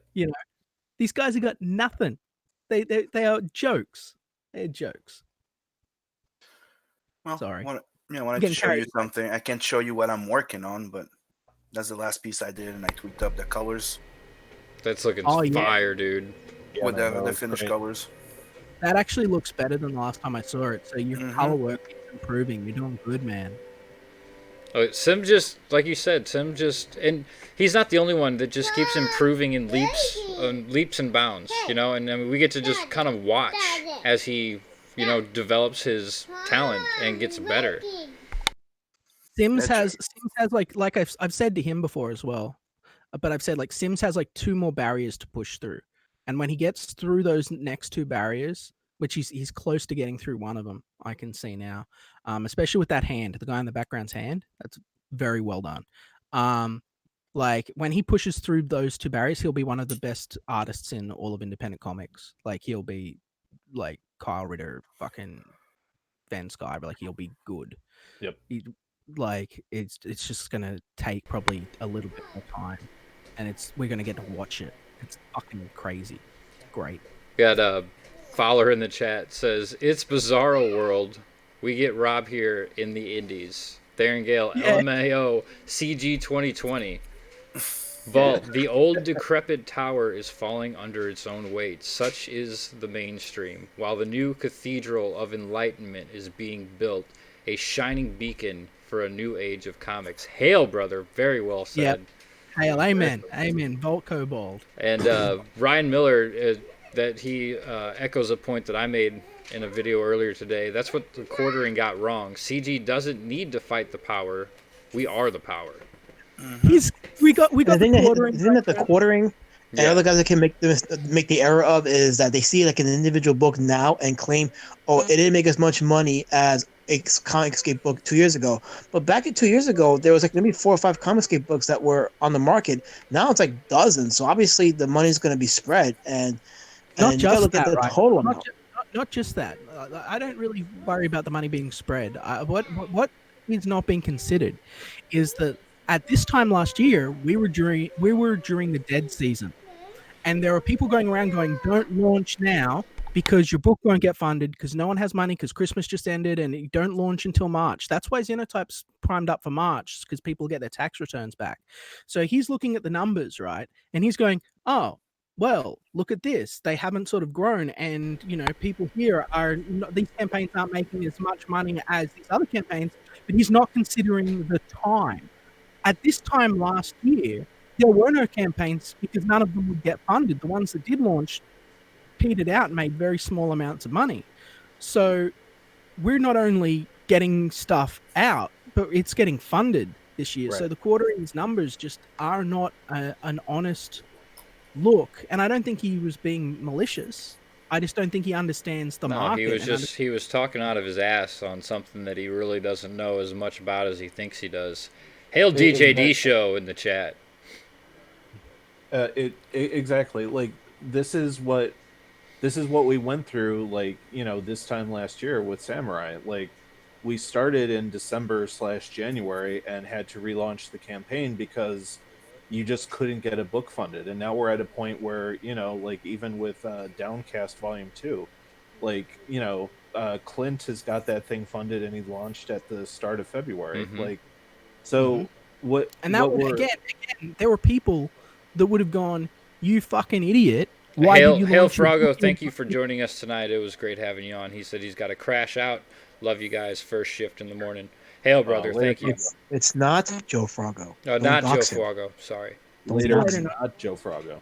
Yeah, and people would have said last year in February, "Are you a fucking idiot for opening your campaign in February? Do you want to fail?" Like Right. that was the sort of cultures going around. It was genuinely sort of people were scared to launch in February because they're like, "Oh, I don't want to fail and make comics look bad." Like Yeah. that was the thing. Well, and I think another something that the quartering said that kind of rubbed people the wrong way is what Ryan was saying. That we're never gonna overthrow the mainstream, which is what a lot of anti-CG likes to claim. They're like, "Oh, you're never gonna take down Marvel and DC." Well, we're not trying to take down Marvel and DC. We are We don't trying have to. to create our own Marvel and DC, which we at this point we've done.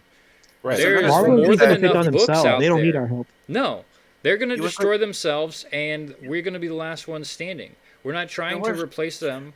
We are already creating a brand new market with new IPs, new books from new creators that can stand on their own, and We're building a tent city next to their castle, and when their castle burns down, everyone that was in the castle is going to look for somewhere to live, and they're going to see a big tent city outside the doors, and then we're going to get bigger. Mm-hmm. That's just how it goes, because they're going to have nowhere else to go. Like I said, they had Vertigo. They had motherfucking Vertigo, guys. Like the black label of DC Comics, like the premier, adult, dark, badass indie spirit of the mainstream comic book world, essentially. And then And they Wasn't burned it it Epic? down. Wasn't it Epic at Marvel? Epic Well, was yeah, pretty yeah, Epic mature was too. the Yeah. Marvel, yeah. Epic, yeah, and but that they was had Icon too. Yeah. yeah. Look, I don't mean to be reductive because obviously there's a whole bunch of stuff that goes into this topic, but like Mhm. I think at the core the issue is this happens anytime there's a new paradigm shift in any industry. I mean, we saw it with Image Comics, we saw it with the independent boom in the 80s with like Ninja Turtles and stuff like that.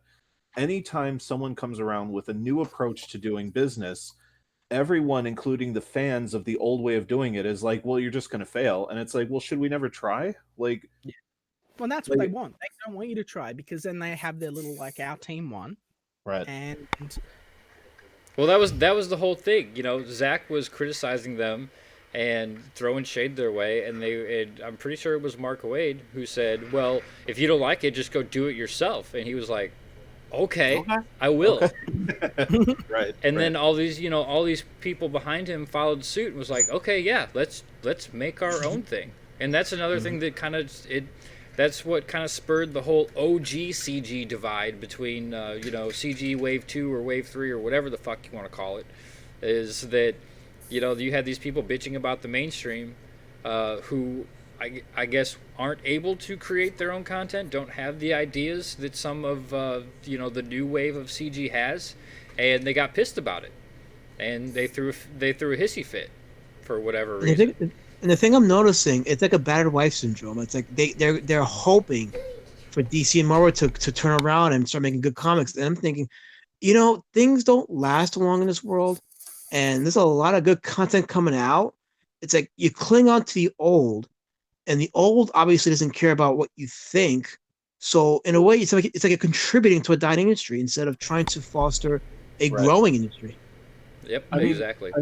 look, like as a creator, I want to make all the money in the world, and I want my friends to make all the money in the world.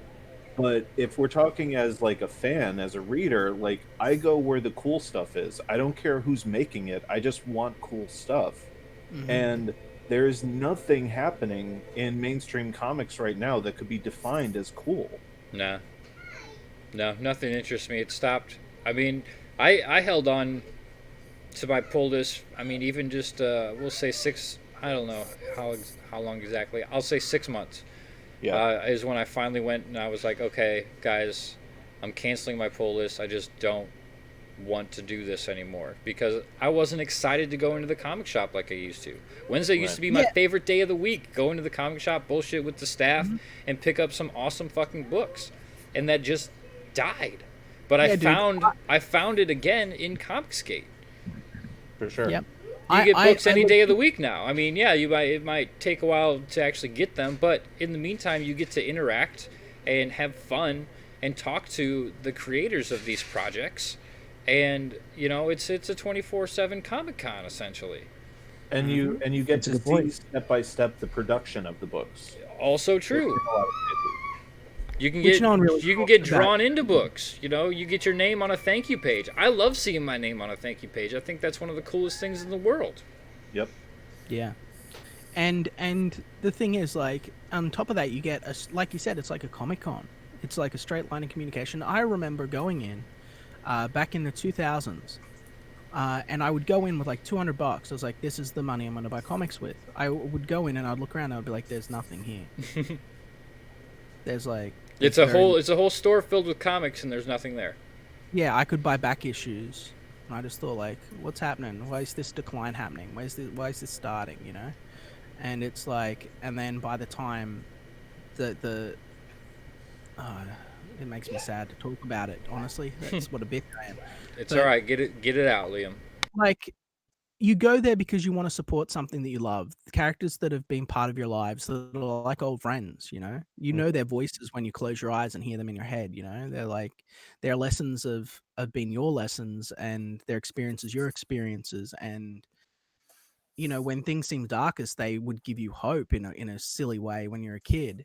And you look around now, and it's like no one knows who they are, and it's like they're talking like strangers, and it's like people just had no respect for what they're doing, and it's because behind the scenes, like they were just strip mining the industry, and the people that did care were not getting work anymore because they were in parentheses too old to be hip.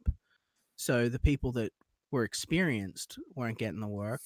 And instead of hiring people that were like trained up by previous writers, like it used to be back in the 60s and the 70s and the 80s, by the sort of mid 90s, that was sort of on the way out in a lot of ways. And, uh, and then we ended up with this whole generation of people that were like screenwriters that just didn't really understand comics. And we have artists that just were drawing these bland, like they're afraid to use color almost in a way. And it's like everything's all warped and flat. Nothing looks super heroic. And it's just like everything wanted to be Scud the assassin, Scud the disposable assassin, but it had none of the intelligence of it. And the industry just declined and declined. And you've got the cream of the crop, like guys like Ethan, who essentially can only do a few books a year, but they are so talented that those books are genre redefining. And everyone else, well, not everyone else, but the majority of everything else is just disposable trash that editorials not even doing their job. They're basically just there to hire people and sit around and, like They don't I even don't know. edit the books. They don't even edit the scripts anymore. And that's where all this went wrong, man, was editorial. All of this is pinpoint. Like everyone goes, oh, it's the artists of social media. No, all of this started when editorial bought into the lie.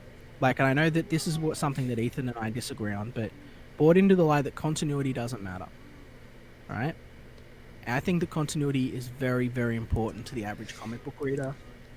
I think that people care about the sort of superhero soap opera. And if you check out the sort of decline of things and the rise of things, even sensational spectacle books like Spawn have a very strong continuity woven throughout them. And when you just say, well, this week we're just going to do this thing without any sort of, whatever, without any consequence, you undermine the customer returning. And instead of it being like you're building up this knowledge and this relationship with this character you're reading about, instead it's more like you're just getting 5 minutes of fun and throwing it in a file. And it's really hard to maintain an audience when they're just going, well, that was all right, toss it in a pile. You know what I mean? You want them to be like, oh, I wonder what's going to happen with him this week. It's because they wanted to put, for example, they wanted to put Wolverine in 5 different books.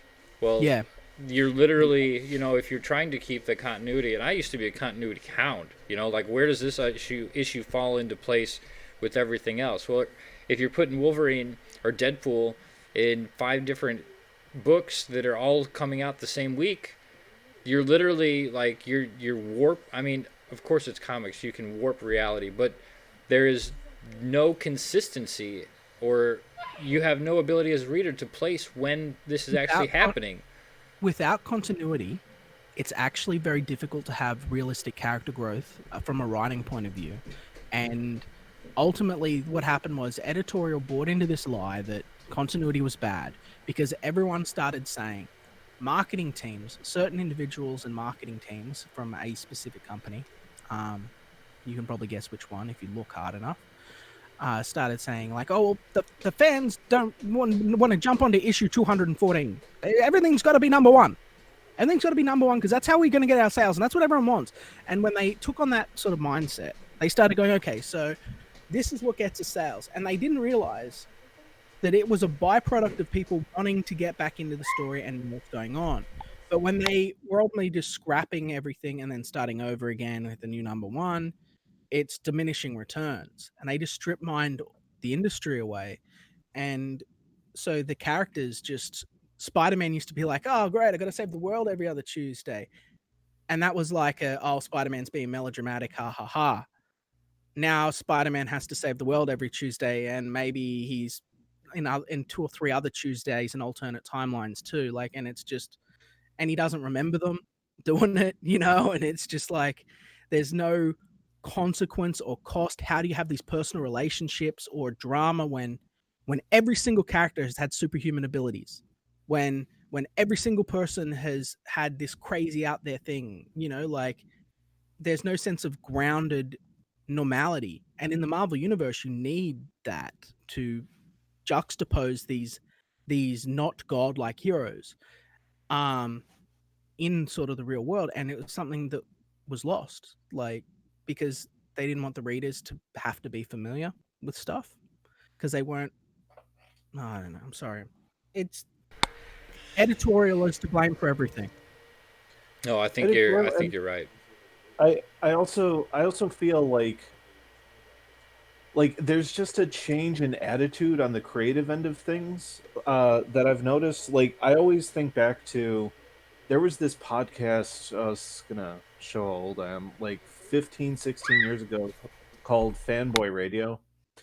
And right when like Bendis was first kind of like starting his career, he was always on that thing. And I remember him saying once about comics, he was like, I used to work in a comic shop and you get people coming in and they wouldn't remember like what week or what issue they bought what month and what happened in what issue. And he was like, I bet if I took $5 out of your hand and smacked you in the face, you'd remember it. Like, shouldn't we be creating content that matters and drives people and wants them to come back month after month? And I think about that version of Bendis and I'm like, where'd that guy go? And that kind of applies to the entire industry. Like it just feels like everyone's walking on tippy toes and everyone's producing this content that's just kind of bland and milk toast and doesn't really Yeah. like every arc of a book ends with the characters exactly where they began, like it was a network TV show. Yep. And there's something else I just want to say. I'm going to shut up for a while because I've been talking a lot, right? But there's this lie that you people only buy number ones, or you have to get onto the beginning of a series to really enjoy it. So continuity is bad.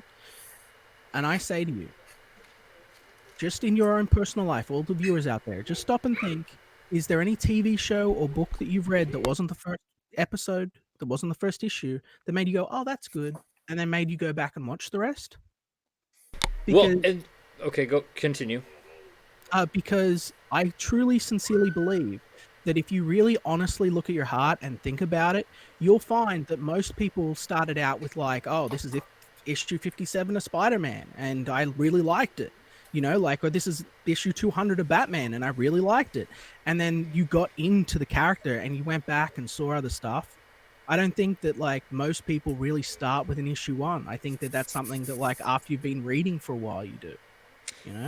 That's so. What I was gonna say was by constantly rebooting these series to issue one, you essentially eliminate the want and drive for the reader to go back and collect what happened before, because they're just like, okay, well, this is number one. I'm at the starting point.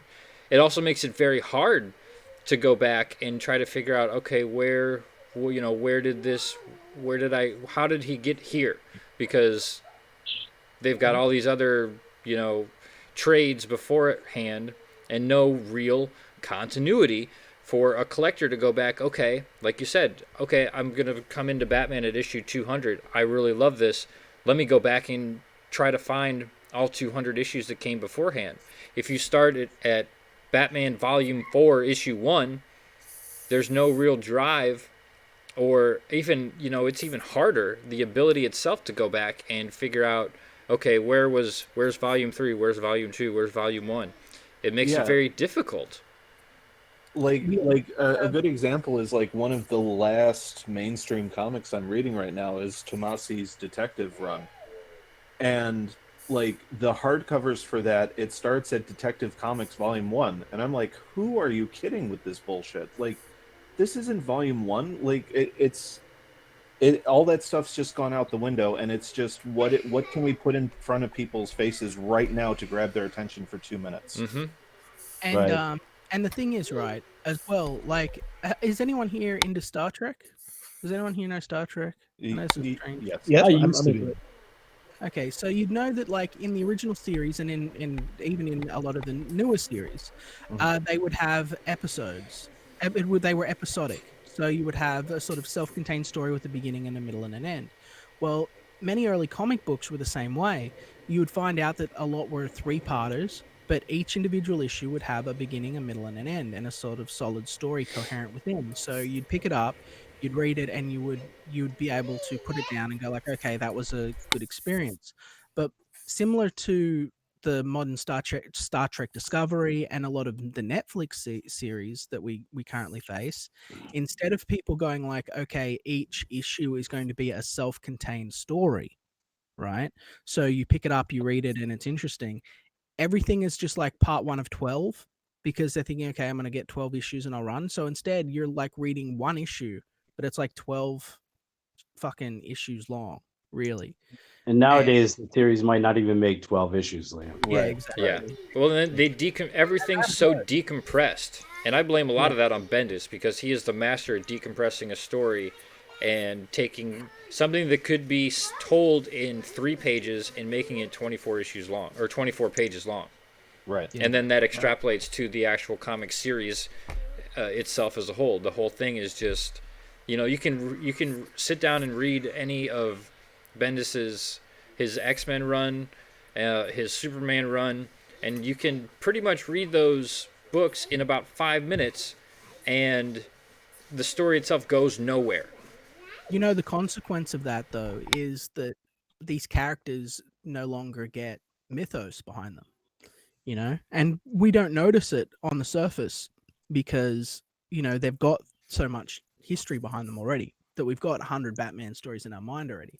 But when you're getting these big long story arcs with not a lot happening in them, or they're just like one big mega story, right? It undermines the sort of it undermines the potential adventures that the character can have. So each week they get a new challenge and a new obstacle to overcome and a new situation in their life, or they just expand upon one, or someone comes back for revenge. That's replaced with just, well, you know what I'm saying. Yeah. I mean, Well, there's a but there's a there's another key thing that's like missing, right? So you have the characters, and those are all so important. Those are the driving forces. But one of the biggest characters that people just kind of forget about is the world building. You need to have that world. You need to have that consistency of that world for people to go back to. If they went back to the way things were done in the 80s, there's a reason why people look back fondly to the era of the 80s as being like one of the greatest eras of comics of all time. And the reason being is because of that world building. You go back and you look at series like Marv Wolfman and George Perez on New Teen Titans, and Chris Claremont and John Byrne on X-Men, right? Those were entire worlds. When you were a kid and you picked up one of those issues and read one of those issues for the first time, you wanted all of them. You wanted to know that entire world, every nook and cranny of it. You wanted to know the far reaches of space, You Yeah, had we just questions don't get that anymore. because they don't raise No, questions. not at and they all. don't answer them. They have this weird objective sort of point of view where like everyone's personal truth is reality, so it makes it hard to sort of like Steve Dicto. He was an objectivist, right? And I've been looking a lot into his stuff lately, and I think that there is a little bit. I don't agree with everything he says, with everything he thinks. There's a fair bit I'm opposed to actually, but he talks a lot about in his work about there being a hard line between good and evil and compromise. And I think that we're seeing the product of what he was forewarning of with his last series. What was it called? It was Mr. A, I think it's called. I was reading. yeah. And he talks about the day and age that we're in now, where the line's been so grayed that everything might as well be black. Like that's where we are. We literally have replaced identity for costume, and and story for superpower and substance for Flash, and without a balance within the story, we produce inferior quality product that is just to make socks. It's just socks and Well, kids. one of the contributing things to that, Liam, right? And I'm pretty sure you would agree with me on this, is in the 90s, there started to become a trend of let's deconstruct the superhero. In fact, it started in the late 80s with like Watchmen, right? Let's deconstruct the superhero. And I loved it. And And I was let's dumb. and that's great to find out that they're human and that they might have darker sides and things like that. Mhm. But the industry kind of went whole hog on it, Yeah. and so we got kind of like overdosed on it. Yeah, we got There's too much desensitized of to it. Okay, so everyone has seen Superman and the Authority, I believe it's called, right? Mhm. Yeah. Like everyone knows the story of look, we're all dark, edgy '90s heroes, and we're killing people and badass. And Superman's like, well, I'm gonna be Superman and stick to my principles and be Superman. It's one of the best Superman stories I've ever read. I love it. The animated adaptation was ugly as fuck, but it was a Yeah. lot of fun. It's a lot of fun still, and it's a great moral lesson, right? That we've got to remember our lessons of the past, and we've got to hold true to our principles. And then in 2018 or 17, whenever it was, we watched Superman melt a dude alive with his eye lasers. Right. It's kind of like, well, that's like the public's view of what Superman. Like they're like, we need to make him edgier. People think that he's all powerful, so we've got to sort of make him more sort of dark and gritty and relatable to the common man. It's like, And also in the context of this decompressed, discussion that we're having, that Joe Kelly storyline with him versus the Elite, like he was able to do that in 24 pages. So it's like you don't need 8 issues. Like the whole thing with Bendis coming on to Superman, and he's like, well, I need a 6-issue miniseries to set the stage. Then I need to take over both books, and it's like, no, you don't, man. Like, just Yeah. start writing a comic. Yeah. Fuck. Looking at the chat over here. We got Skits Comic says, preach it. Theron Gale brings up a great point. World building depth is the number one thing that allows long term retention for a fandom. Yes, that is Amen.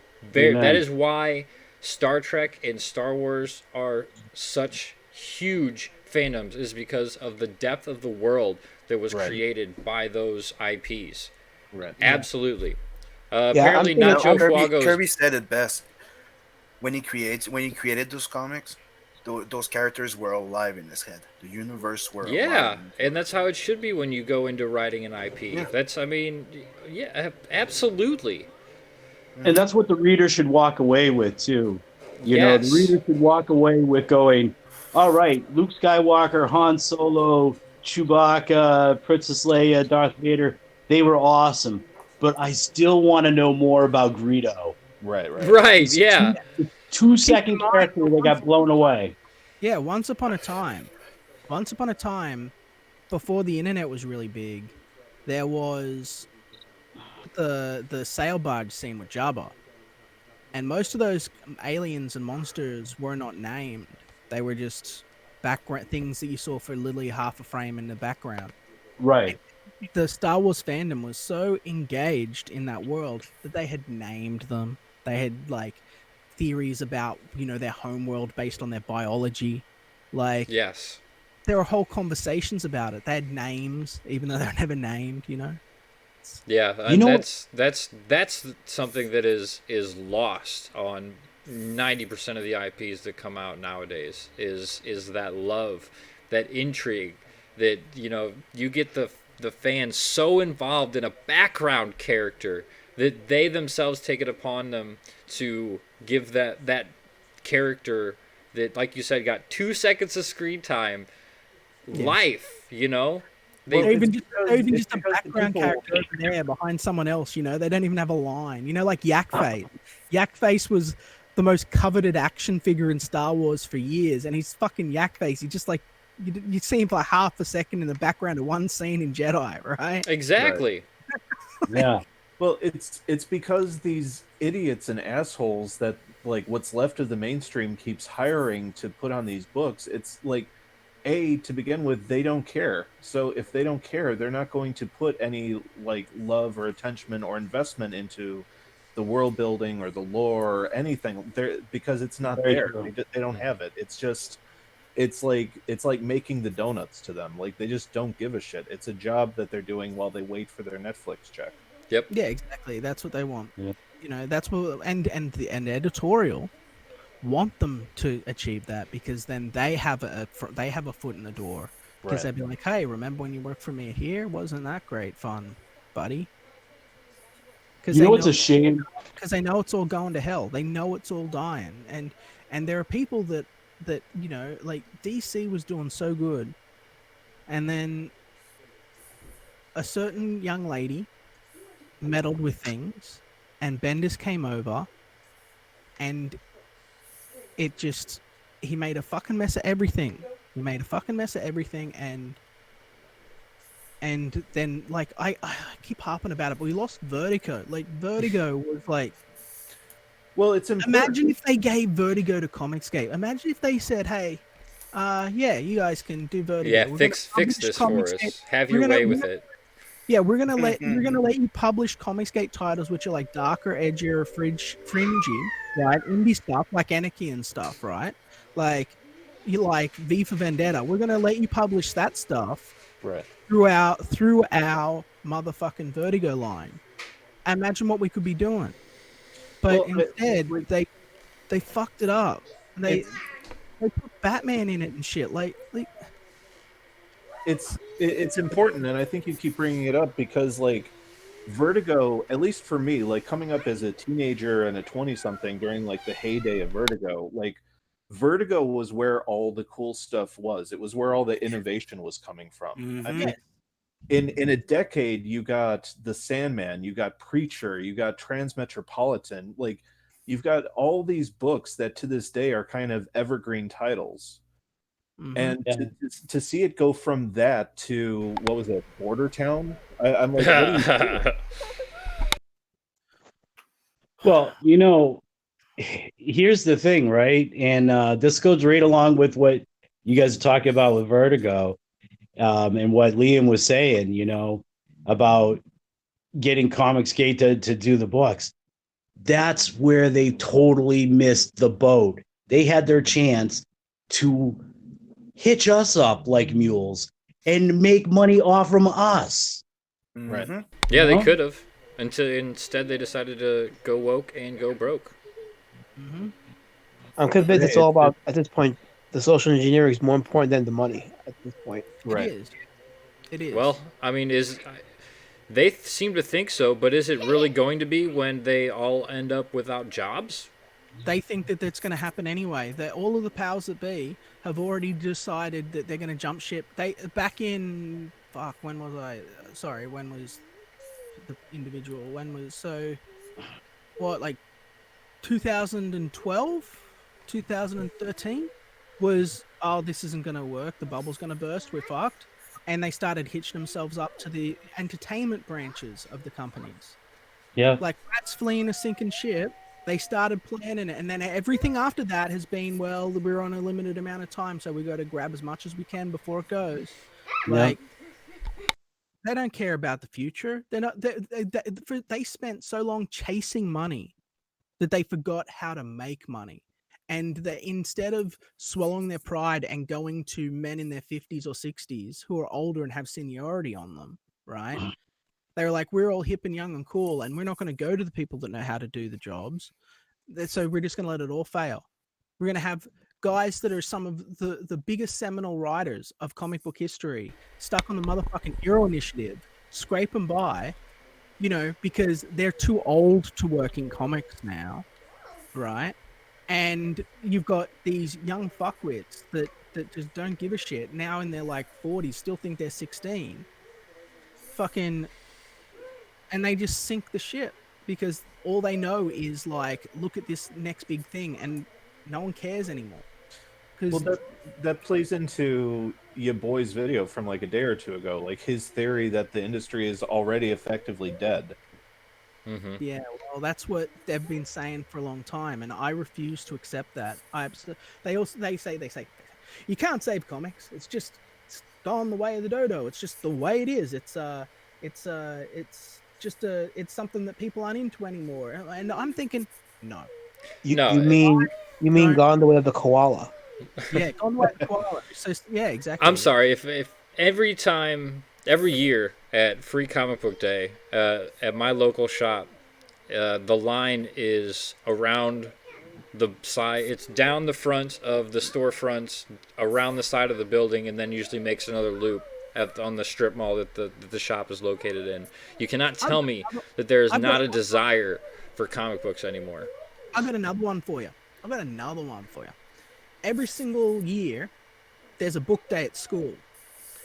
Right now in Australia, we're complaining that young boys don't read. Young boys aren't reading. If you were to take comic books and to sit them next to novels and say, all right, you've got to go and read something, what is the fucking chances that every single one of those kids is going to grab that comic book over like Harry fucking Potter, right? Right. Like nearly Mm. every single fucking young boy that needs to learn how to read is going to be grabbing the comic book. And no, its reading's not going to be as dense as the novel, but they're going to gravitate to it. You show a young boy a comic, he's going to flip through it and read it. He's not Well, going to, if you look at the Harry Potter novels, look at the covers of the novels. They're drawn like comic books. yeah. Like that's what people are interested in this. Kids are interested in this. It's just we're not selling to them.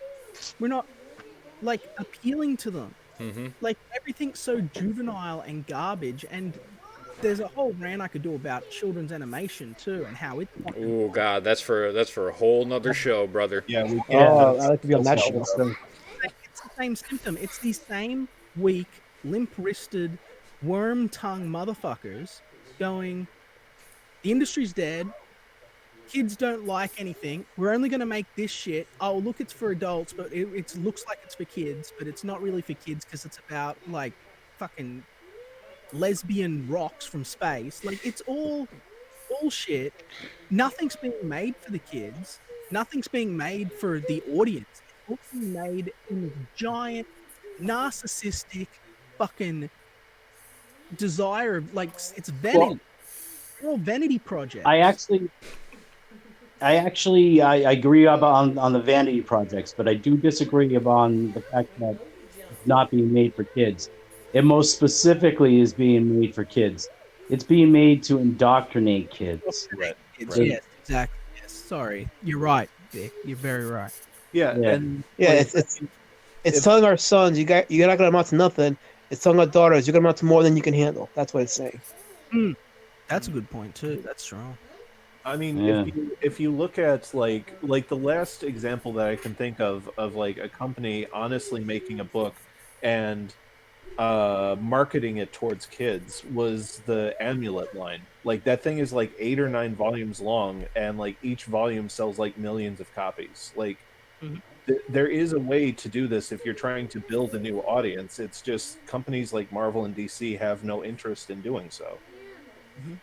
Yep. And how crazy is that, right? So you have the two biggest companies. Imagine if you guys sold a comic book to a bunch of kids, and it was good enough that they went, I want to read another one, and they went and bought another one. Wouldn't that be Right. be a thing? Let You alone know? like 9 volumes. Yeah. Sorry, I didn't mean to cut you off there, Vic. Oh no, it's all right. That's an excellent point. That's an excellent point. And like another point that could be made too is you have 6 billion people in the world, right? In the world, you have the two biggest comic book companies in the world that have the most recognizable characters in all of the world as far as superheroes go. And you can't find a way to put millions of copies in the hands of children, in even just in the United States, let alone across the world. How is that not possible? Mm-hmm. You know? So, I've been dealing with some lawyers behind the scenes in preparation for some stuff, and which I will not talk about at this time. And the secretary that was at the office looked over at my phone, and I was sitting in the office and I was doing a bit of editing on Xenotype, like feeding back, and she looked over and she saw it and she said, "What's that?" And I said, "Oh, it's my comic book that I'm working on." And she said, "Can I have a look?" So I got my tablet out and I showed her, and she looked at it and she's like, "This is amazing. This I've never seen anything like it." I just sort of flipped through some pages for it, and she like read it. She read like 16 pages, and she's like, "Can I read the rest of this?" She's like a woman in like her 40s who doesn't even read comic books, but she saw a picture that looked interesting and she's interested in the whole thing. Like, she's not even the target demographic. Why can we not sell comic books? That's amazing. That's amazing, actually. Why can we not sell comic? I didn't even try. I'm literally just sitting there in on my phone, right? And she just saw it, and that's all it took, right? That's the power of a good cover. It wasn't even my cover. Like, that's all it takes. You have an interesting, compelling story with nice, solid beats at the end of each page, and throughout, good, strong dialogue. You don't insult your audience, you don't insult the reader, and you just let them at it. That should be enough to get people hooked. Why you've got you've got people coming down, lining up around your fucking store. Why is not every single one of those guys buying 3 or 4 comics when they're in there, right? Like, what's going on? Well, it's the exact same thing that happened. What was it, yesterday or the day before? Like, Cecil's on vacation, and he was saying how he was having breakfast with his family, and there were like a bunch of teens, and he had Earthbound, the hardcover for it, and like by the time breakfast was over, all the teenagers had devoured that entire book. Exactly. And they're going to tell you that kids don't read anymore. Kids aren't interested in reading. Well, maybe we've just got to prompt them with the right material. Yeah. Maybe just put it in front of them. I mean, they're so inundated with their tablets and television that has not that I'm like trying to blame the parents, but has any parent maybe just tried to put a book in front of them? Or taking them to a bookstore or a library? Dude, there's nothing worse. I hear this all the time. Like, there's a comic shop that we go to sometimes, and it's next door to an ice cream shop, right? And like, there are always kids with their parents by the comic shop or by the ice cream shop, and the kids always want to go into the comic shop, and I always hear the parents say no, because then I'm gonna have to buy you a book. I'm like, you fucking assholes! Like, that's the point. Like, when I was at a news agency, back in 2007, I was standing in a news agency, and I was looking at like Superman. This is when they'd taken away Superman's powers. I think it was 2007. When they take away Superman's powers, and he was just wearing a T-shirt with the black S on it, during the beginning of the New 52, whenever that was, and it was like $10.50 on the stand. And I'm standing there staring at it. And when I was a kid, a comic book was like $2.50. I'm like just standing there staring at this comic book, thinking, what the fuck? And I think, what garbage? And I walk away from it, right? I'm thinking, I'm not going to pay that fucking for a comic book. That's insane.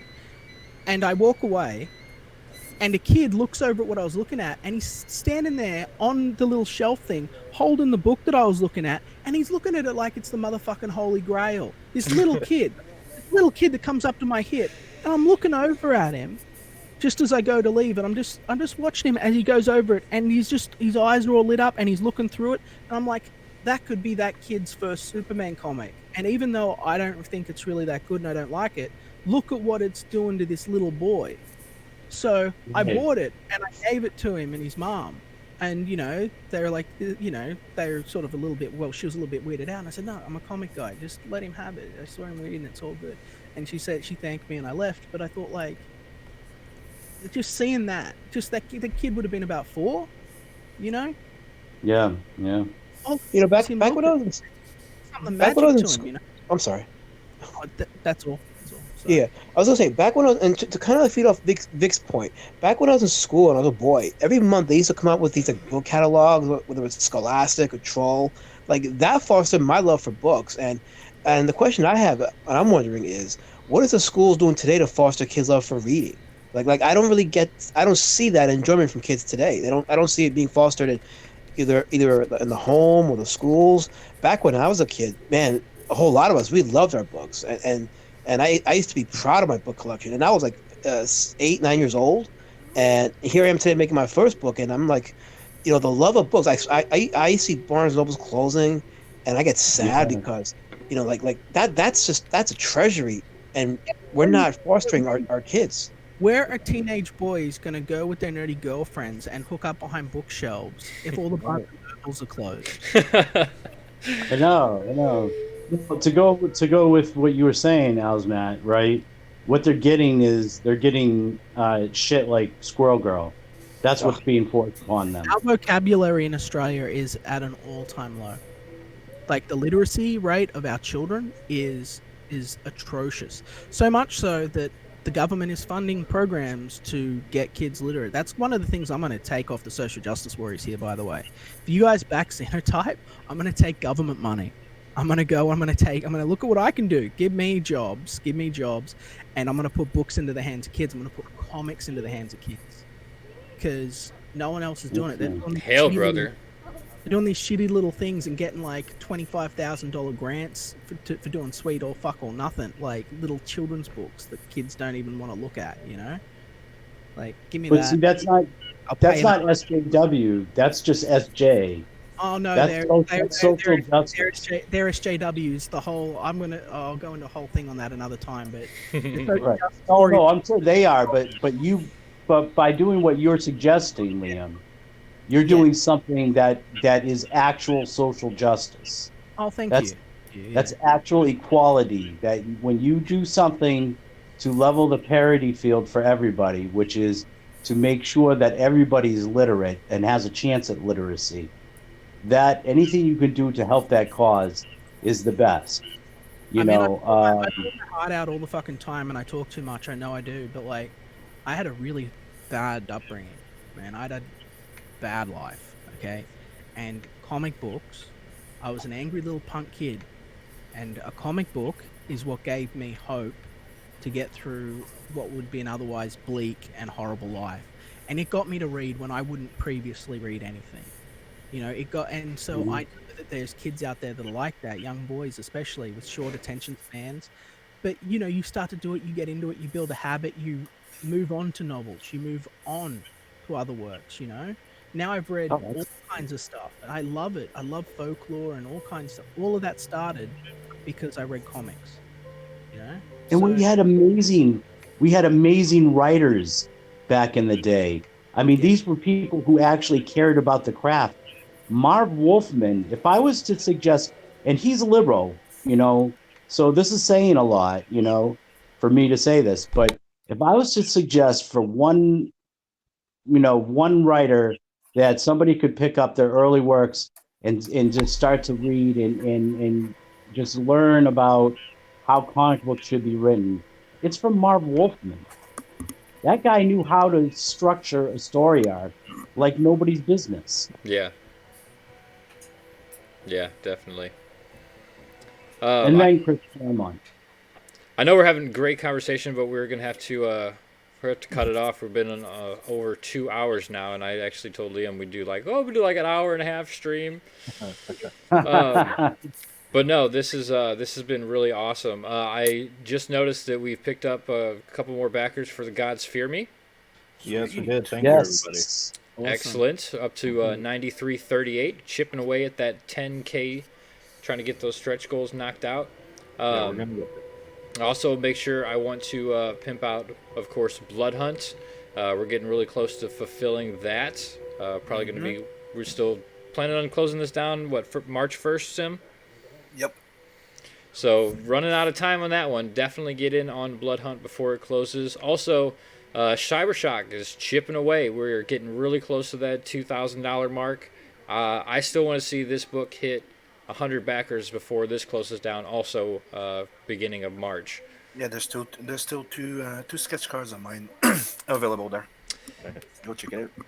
I know and somebody on bought the one that Cybershock- I wanted. On Cybershock, Aaron's offering a 2-pack special. They offer a 2-pack special. So you get 2 comic books for $25. every single backer of that 2 comic book tier for $25 will get a original sketch card from me. So that is a steal. 2 books and a sketch. You're getting 2 books at a discounted price and a free Vic King sketch card. And Absolutely. you cannot beat that value for a 28-page comic book in Comicsgate right now. People say that Comicsgate books are too expensive. Not all of them. You just got to look in the right place, and Cybershock is definitely the place to look. Yeah. We got, of course, Lasmat is here with us. Make sure you're on the Road Warrior Drake mailing list. I did put the link of that in the description, so make sure you get your email signed up. And RoadWarriorDrake.com. what's the incentive there? So if you sign up for the mailing list, and this goes back to the discussion we had about world building, if you sign up for the mailing list and back the book, you will get a free coloring book. The coloring book it's an activity book as well, and is a separate story that features elements referenced in a second graphic novel that I'm going to be writing soon. So if you get the coloring book, it's actually like a second story, so you get more of the world that Road Warrior Drake inhabits. Wow, And it's that's really awesome. Wow. and it's kid friendly too. There's a lot of activities. I got puzzles, I got crosswords, mazes. So if you want something for your kids, this book is going to be great for them. That's Yeah, all. I got to tell you, Alsmat is having me help him. You just go over like what he's finally putting together. Trying to get everything solidly set. And I'm reading through it, and I'm telling you, this is a book that you could easily let your children buy for your children and let them enjoy. It's a great story. It's a great fun character. All hail the not duck. Hell, Excellent. Thank you guys, everybody in the chat who came out and hung out with us tonight. Thank you all very much. You've been really fun to hang out with. Apparently, Steve Dye has been creeping in the chat. He says, "Hail, brothers, excellent show." Thank you, Steve Dye. Thanks, Steve. Z Rust, Ryan Miller Art, Rosetta Allen, Theron Gale, everybody who came out tonight. We appreciate it. Make sure, if you haven't backed Can these I great just- campaigns, Can I just give one quick shout out? Is that all absolutely. right? I just want to say that Skits Comics here says, I hated reading until I found comics. And I think that's a sentiment you'll find a lot of people sort of think. I saw her down here. She said that it's a real good show. I think that you've been doing really great. You've got a great energy, and I want to see you around Comicsgate more. So thank you for coming, and thank you to everyone else who came too. So The Skits team, him and his wife, they are awesome people. We had them on the Woke Show last Saturday, and they are so much fun. I can't wait for that book and to see what else they have in store for us, because there's some really good people. Absolutely. But yeah, everybody else, too many people to mention, everybody that came out in the chat. Thank you guys once again. I love you all. Everybody in the panel, thank you guys, of course, for coming and putting this on tonight. I love each and every one of you as well. And hopefully we'll do this again soon. I like doing this kind of open format, having people come in and out, and bringing back the old Hangouts format, and just kind of hanging out and bullshitting. It's a good time. It was a lot of fun. Thank you. love the stream. Yes. So yeah, like I said, make sure you back these great books if you haven't. If you have, share those links out and hopefully get some more eyes on them. Hail Comicsgate. Hail Hail Comicsgate. Hail. Hell.